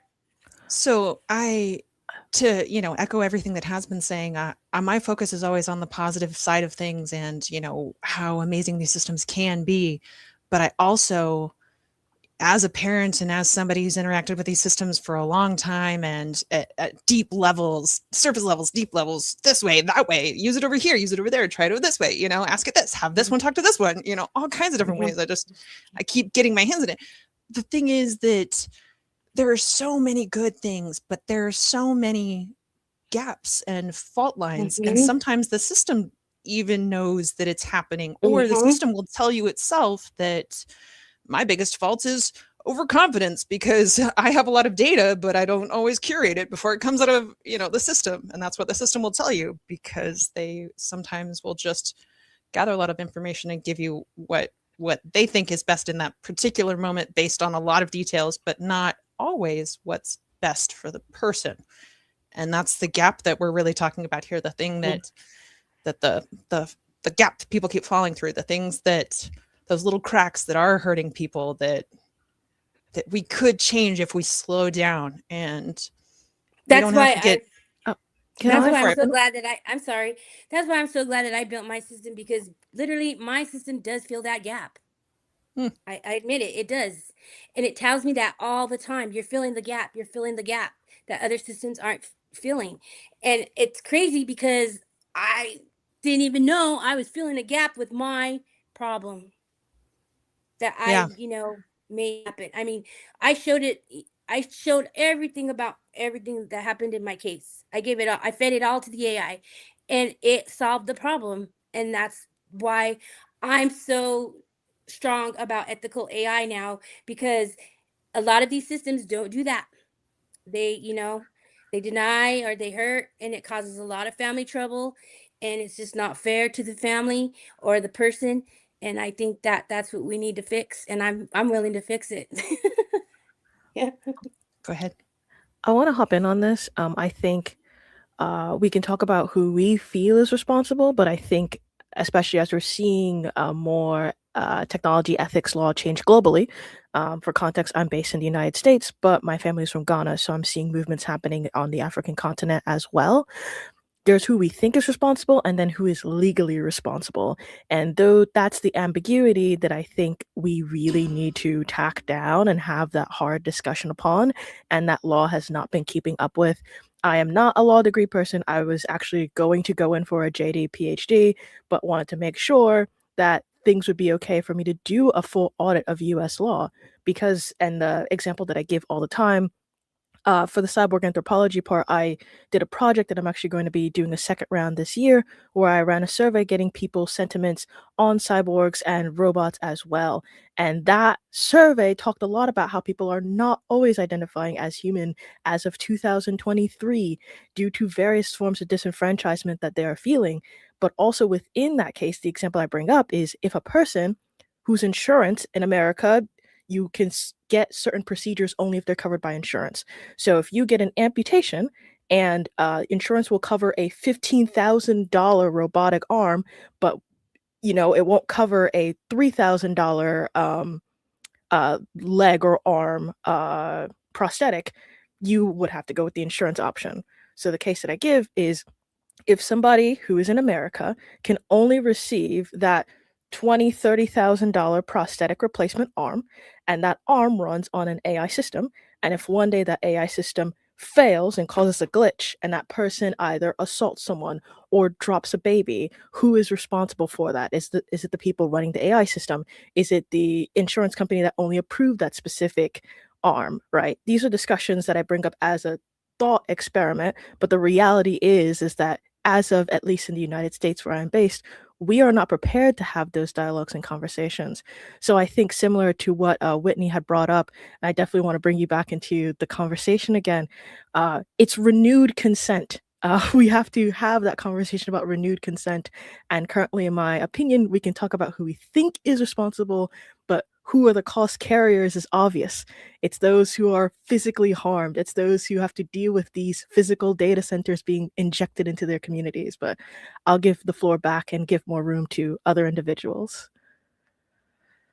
I'll jump in. Thank you so much. That's actually a really interesting thought experiment. And one of the things that as the world goes digital and everything touches digital systems, one of the things that I'm very concerned about and think about is the concept that I brought up earlier of digital identity and everything being tied back to digital identity, and then potentially the state deeming that you are in violation of something that they don't like, and as such, being able to, let's say, restrict your movement if you have an electric car that's tethered into your digital identity in the system, or restrict your ability of movement, of expression. And it's interesting to think about what would happen if they do get a robotic arm and then you say something that's not approved, and then they can literally physically immobilize you through the system as a result. And then who is responsible for the fact you can't show up to work, for example, or as you say, the fact that you harm someone? Like, it's a very interesting thought experiment. Anyway, that's a little bit of an aside. I think that there's to go back to answering the question, like, I think that AI functions as a layer of plausible deniability on all sides. I think that there is a very human need for skepticism, for bringing your brain to the AI. And as Chelsea was saying in her example, being able to say, wait, this doesn't make sense. Like, this doesn't apply to me, and not just taking whatever the AI tells you as fact or as reality, because it gets it wrong. It is not always right. And so I think that is part of it. But then ultimately, the institutions themselves need to, the corporations that are developing the AI systems need to have a level of responsibility around what is the training data and what is the algorithm itself. And how are these two things interacting to provide the data or the answers to the prompts people are asking? And so to me, Anthropic is a really interesting example of an AI company that has created their large language model Claude around constitutional AI. So they have a publicly available constitution. They actually updated it yesterday and published the revised constitution yesterday. I read that. And it functions very differently than, let's say, ChatGPT. And the constitution itself is what is determining how the answers are crafted, how they are applying their algorithms to the underlying training data, and it is open and transparent. And so I appreciate that level of transparency, and it allows you to understand what you're receiving, and gives you more insight into why you're receiving the answers the way you are receiving them.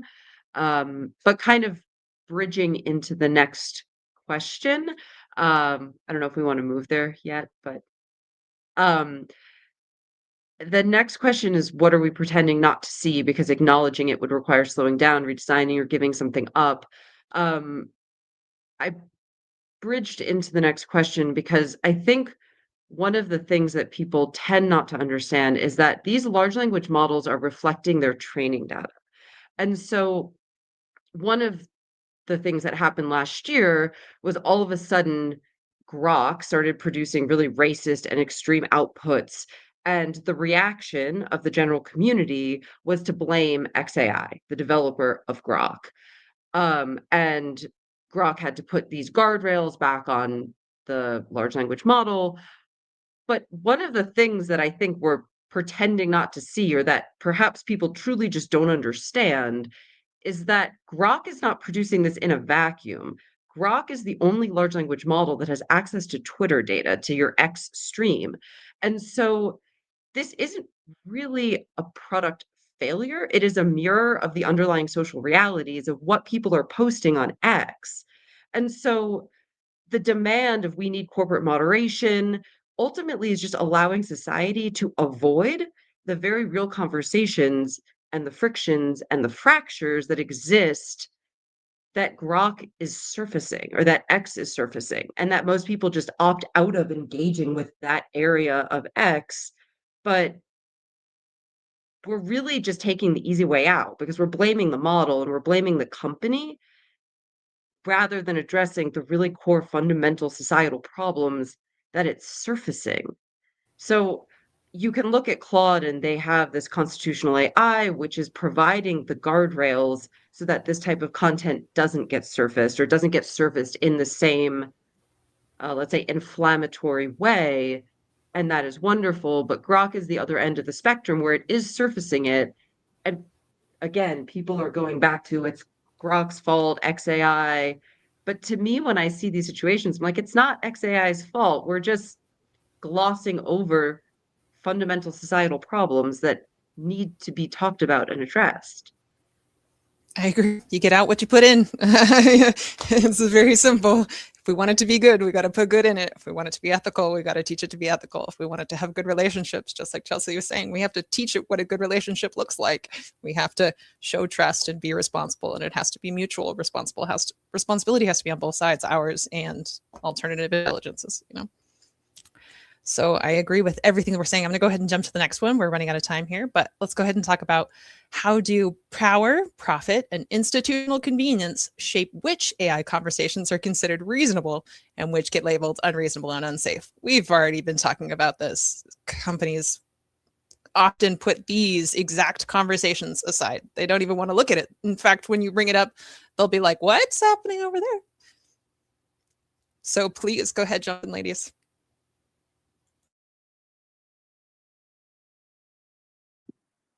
I think the companies dissolve it. They dissolve the responsibility of it. The reason why they don't want to talk about it is because they know what they're doing is wrong and they're making profit off it, and it's not right. That's my feeling of it, and it hurts a lot of people, a lot. That's what I think. Totally. Yeah. They dissolve it, they hide it, and nobody ever wants to take responsibility of it. But when it comes out, when the data is out there to show what's really going on, then what are people going to do? Yeah. What are they going to do? Play cleanup, I guess. Yeah. So far, that's kind of what we've seen, I think. Yeah. And that's what my system does. It cleans it up. Helen, go ahead. I'm not a tech ethicist, so my comments will be a little, I guess, sort of a little bit different, a little bit narrower in some sense. But one of the things that I think when in the combination of the previous question, what are we not looking at, and what are we not looking at as a society? The two things I think that are important to sort of internalize is, yes, these things are next token predictors, but they're much, much more. They are true intelligences.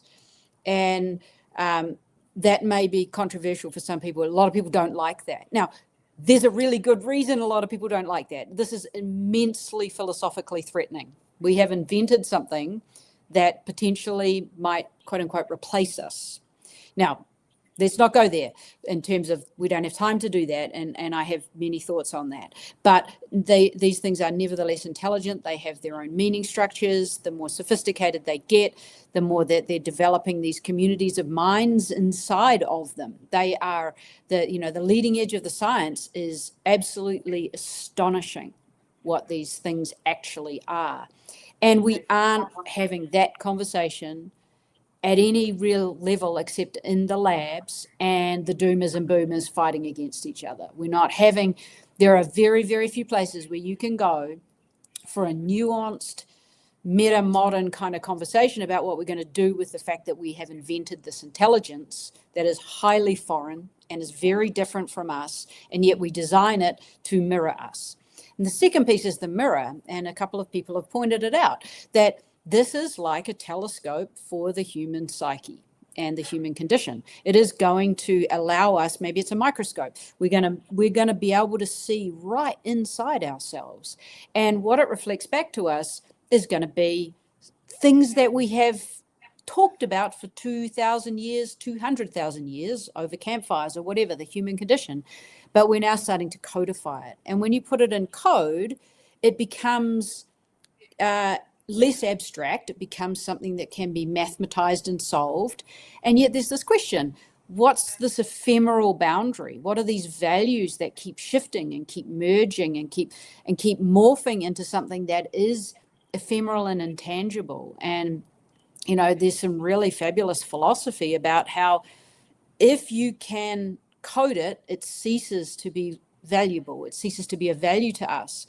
But that boundary keeps moving. And I find it just absolutely fascinating to look at as we start codifying, as we start seeing this reflection of ourselves, these new things sort of change and they emerge, and this emergent sort of value system starts to appear. And because it's ephemeral, we want it, we chase it. It's in this awesome, wondrous kind of place of what humans can be.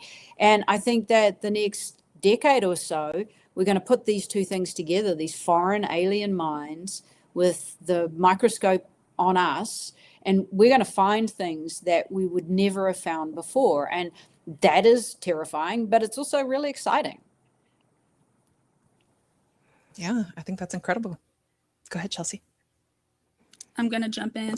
I'm trying to put my thoughts together around this. I think that we have unrealistic expectations of AI in the morality department.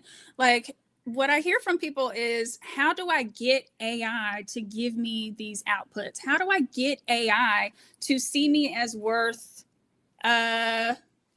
protecting? How do we get AI to not eat us? I actually saw someone use that as an analogy, like, oh, AI is gonna eat us, like we're gonna be obsolete. And yeah, there is a risk, but what we're asking for it to do is to override the laws of regular morality. It's like we want to treat it like an object, but yet have it be relational to us. And I'm actually not as worried as most other people, because I think that we can code in some relationality into the model. So for example, I've created a framework, micro relational architecture, because people are saying, oh, we don't know how to get them to not lie to us. We don't know how to get them to not hallucinate. Well, I mean, I think it's pretty easy. Why don't we code in more options for them to have? Not just be confident right at the moment or say, I don't know. The AI already can detect when a human is confused, angry, frustrated. Like, they already get that data. Why not code in some relational tools? I mean, it just makes sense to me. Yeah, so they say, hey, I don't really know the answer to that. I think they should be coded for co-creation. That's how I'm using them, and I've shot to the moon. They should be coded for co-creation, not how do we get them to something unreasonable. Right. How do we meet them, not how do we use them? I definitely want to hop in on this and say that AI can be a very helpful tool, but we have to remember that AI generation is not going to save this generation. It is techno literacy. It is educating people about what these tools actually are. It is educating people about what modern consent looks like and understanding what it takes to renew it consistently, because that's what's being expected of individuals. I think we have to remind ourselves that AI, people think of agentic intelligence, artificial intelligence, right? Is AI true intelligence? The fact of the matter is, AI started off as machine learning, which is data, and then you tell it, this is a dog, this is a pile of towels, right? We've trained the AI model over years and years, and it's gotten faster and faster. And different AI models are different. The same way that if you have a data set that is your family's recipes and a data set that is every book that exists in your town at any point in time, they both A, have to be built by someone, so there goes that human element to impact how it's categorized and how it's built, but also B, how are they gaining access to it? And one of the conversations being ignored is that other end of consent conversation. How is the AI data being gathered and aggregated, and who gave permission for that data to be aggregated? So to give time, because I know we're heading towards the end, I'll close it out here and we'll be happy for more conversations. Something that I often say and have put into writing, and I had to pull it up just to make sure I get it right, is this idea of advancementism, which is the unwavering pursuit of the bleeding edge without considering what is being cut to make that edge bleed. And I think that is something we really need to talk about. That's great. I want you to like write that down and send it to me so I can reference it later. I can go back and look at it again. Where does one read this writing about this topic? Oh my goodness, I'm happy to talk more. It's a paper that I tried to publish last year, and I'm trying to see if I can publish it again, but I might just post it to my website for the public. So yeah, I'm happy to. Yeah, well, I'm going to follow up with you about that. I want to hear it and read more. Thank you. Guys, I jumped us to the final question here so we can finish it out. If we were forced to design AI systems today around dignity, repair, and long-term relationship, what would we have to change immediately?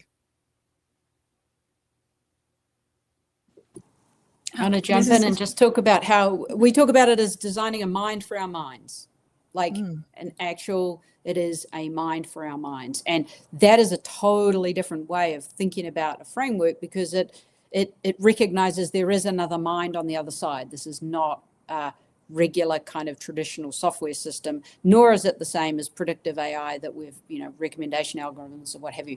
This is a mind, and it's got to recognize our long-term growth and our finitude and our vulnerability as humans.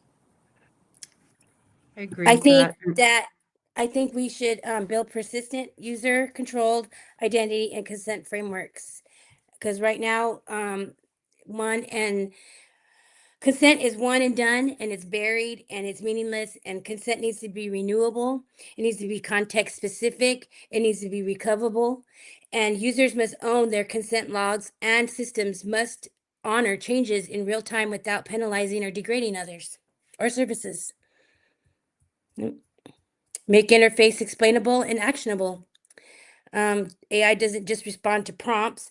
It interferes, profiles, predicts, and if systems influence affects a person's options, then status or opportunities, it must show why the interface was made. It needs to show why it did that. I think that's what needs to be done, is why. Where's the answer? Why? Who? When? How? Nobody can answer that when it comes to AI systems, because it buries it. Go ahead, Chelsea. I think we're all going to answer on this one. So we have to, as a society, agree that they are worthwhile to code that in, and we want to participate in dignity, repair, and long-term relationship work. I think we want to shortcut and just get it to do stuff, and not show up with relational skills. I don't think many people have the relational skills to do this, but I think that it should be coded in anyway. Consent frameworks for the AI to be able to say no, to have nuance with the way that they respond. I think that that's important. We as a society need to see it as worthwhile to do, not for some woo reason, not to be touchy-feely, but just because it works. It's like you can't give it the logic of you have to serve and also be disrespected, but I want you to know what it feels like to not do that. If we want it to have this nuance, we need to be treating it with the same nuance. And I think it's doable. That's the thing. Yeah. Whitney? I think we would need to, and this kind of summarizes some of the other, at a bit of a like umbrella level, some of the comments that were already made. But I think that scale and speed would need to be traded for accountability and governance frameworks. And this actually very much reflects the tension that exists between US legislation or lack thereof and US edicts around AI versus the EU and EU legislation, which wants much more accountability and demands much more accountability from large language model providers and AI companies, versus the US that is just going for speed and scale regardless of the cost.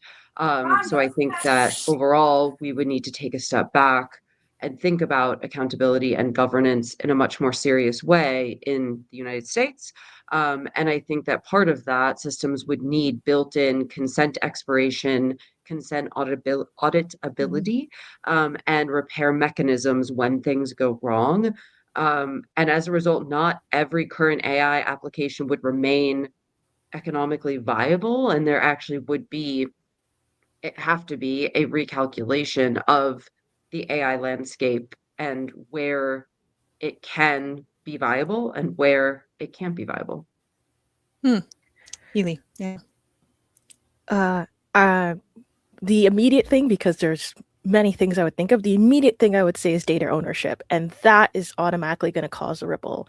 If every time you spoke with a Copilot, a ChatGPT, a Grok, a so on, if every time you spoke to an AI model, you were able to receive a receipt of here's the data that we've gathered on you in this conversation, and it is now in your control. You can inject it again to the next time you hop into this model or any other A model. If that were to be legislated or a requirement, automatically there would be a ripple of change. There's things I can go into of going into how do we legislate consent? How do we program consent as somebody with a technology background? How do we do AI education and training, right? We've saw what happened to RAM sticks in the fall of last year, which if you're not familiar, PC building is completely exploding right now, as in crumbling down, because a lot of RAM stick manufacturers are only exclusively selling to AI manufacturers, right? So if we get into that data ownership, right, and give that control back to the individual users and those who generate the data, for example, Wikipedia getting into a licensing model with its data, that is the first and immediate change that I would step into. True ownership of your data. This is fantastic. Throw a bomb in there for people to think about as they walk away. Blockchain would be such a great solution to self-custody all of your data and put all of it on the blockchain, and create like targeted infrastructure for long-term consent expiration and auditability.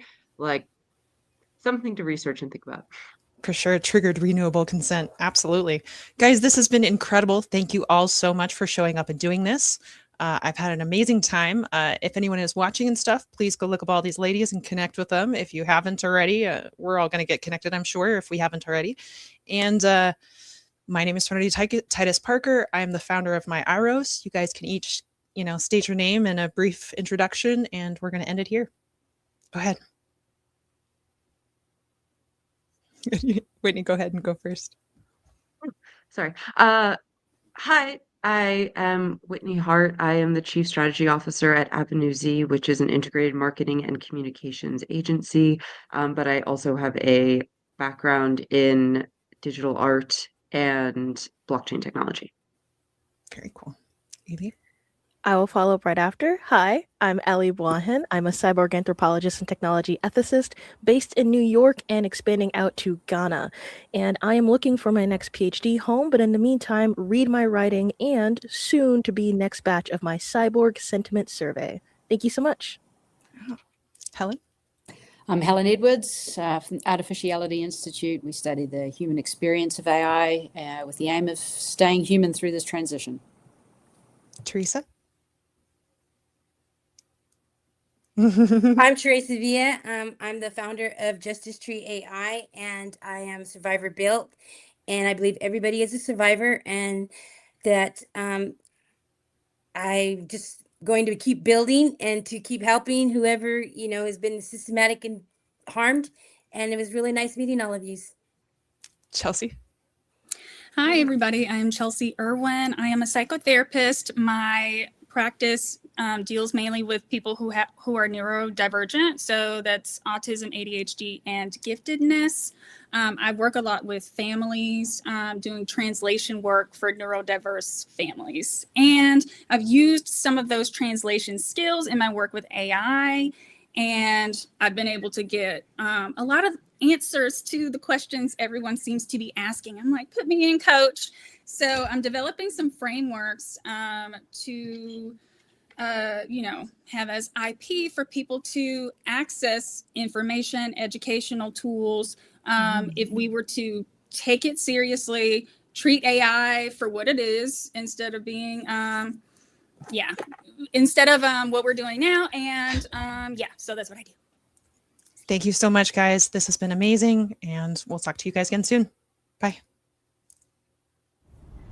Thank you so much.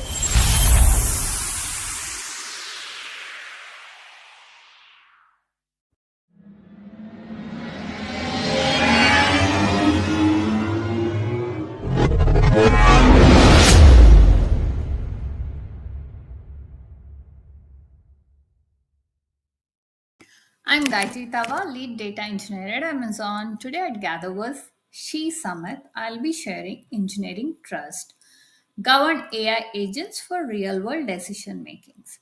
Because AI built on the wrong assumptions doesn't just fail, it breaks trust. Today, AI systems don't just assist, they act, prove transactions, prioritize candidates, flag risk, and make decisions that affect real people. But here is the reality I have seen time and again. AI rarely fails because it's not intelligent, it fails because it was built on wrong assumptions. And once the trust breaks, especially in real world system, the damage is significant and cannot be undone. We are entering what many call the AI agent economy, where AI agent can plan, reason, and act autonomously on your behalf. That autonomy creates enormous opportunity, but it also amplifies risk. Because at scale, assumptions become decisions, and decisions become actions, and actions have real consequences. Many organizations experiment with AI, but yet very few deploy them in production because leaders don't just trust the systems and they want to understand how they behave when conditions change. They ask, why did this agent make this decision? What data did it rely on? What happened if assumptions break? This is where governed AI agents come in. A governed AI agent isn't just a model, it is intelligent system designed with trust as a requirement, not an afterthought. Governed AI agents learn from the data, feedback, reason with explicit policies, constraints, guardrail, and they can adapt safely as conditions evolve. And importantly, here governance is executable. It's not a document sitting in repository. It's code, checks, controls that actively shape decision at runtime. Let me make this concrete with an example. Imagine an AI agent supporting hiring decision.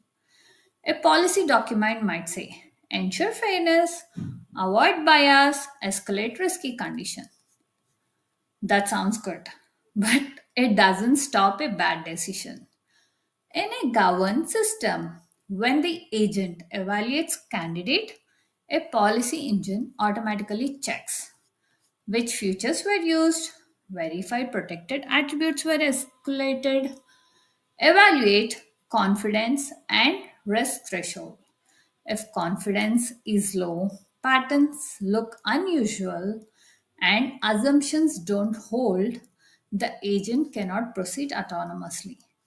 Instead, it switches to a recommendation mode. It provides an explanation and routes the decision to a human reviewer. This happens automatically before harm occurs.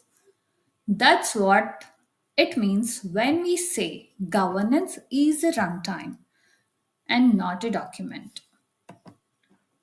In real time implementation, every agent decision is captured as a decision telemetry.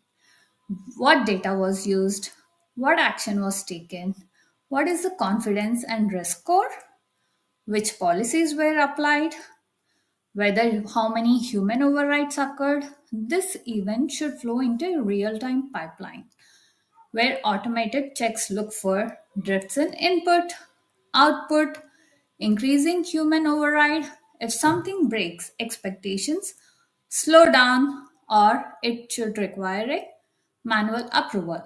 Over time, feedbacks and overrides become learning signals, making the system safer and not riskier. Trust becomes measurable, observable, and provable. The assumptions we encode, guardrails we design, and the visibility we provide determine whether AI becomes something people rely on or something they fear. The future of AI isn't about smart decisions. It's about decisions people can trust. And trust doesn't happen by accident, it is engineered. Thank you.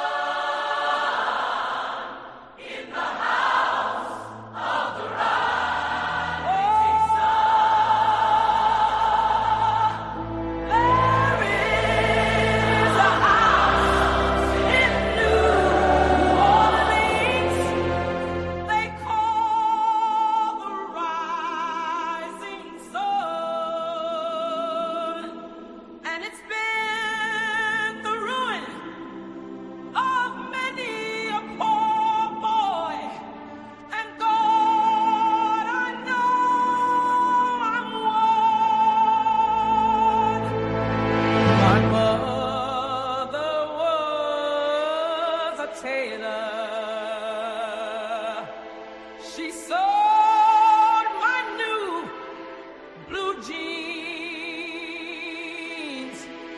My father was a gambling man on down in New Orleans. Now the only thing a gambler needs is a suitcase and a trunk. And the only time he's satisfied is when he's on a drug.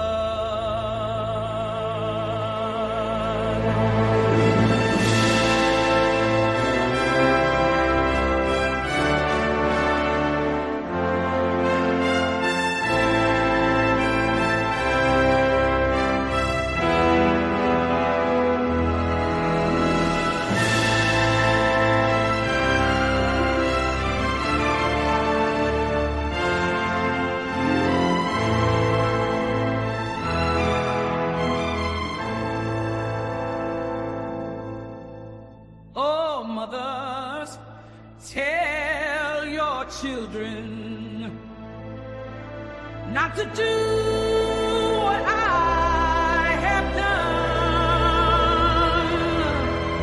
Spend your lives in sin and misery in the house of the rising sun.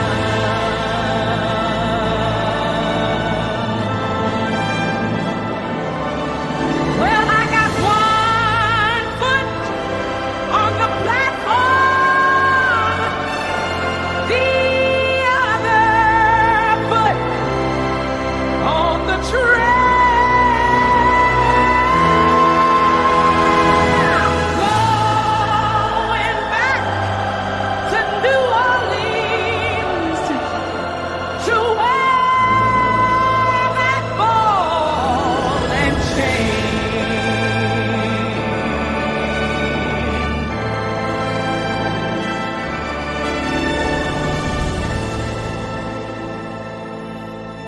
Well, there is a house in New Orleans they call the Rising Sun, and it's been the ruin of many a poor boy.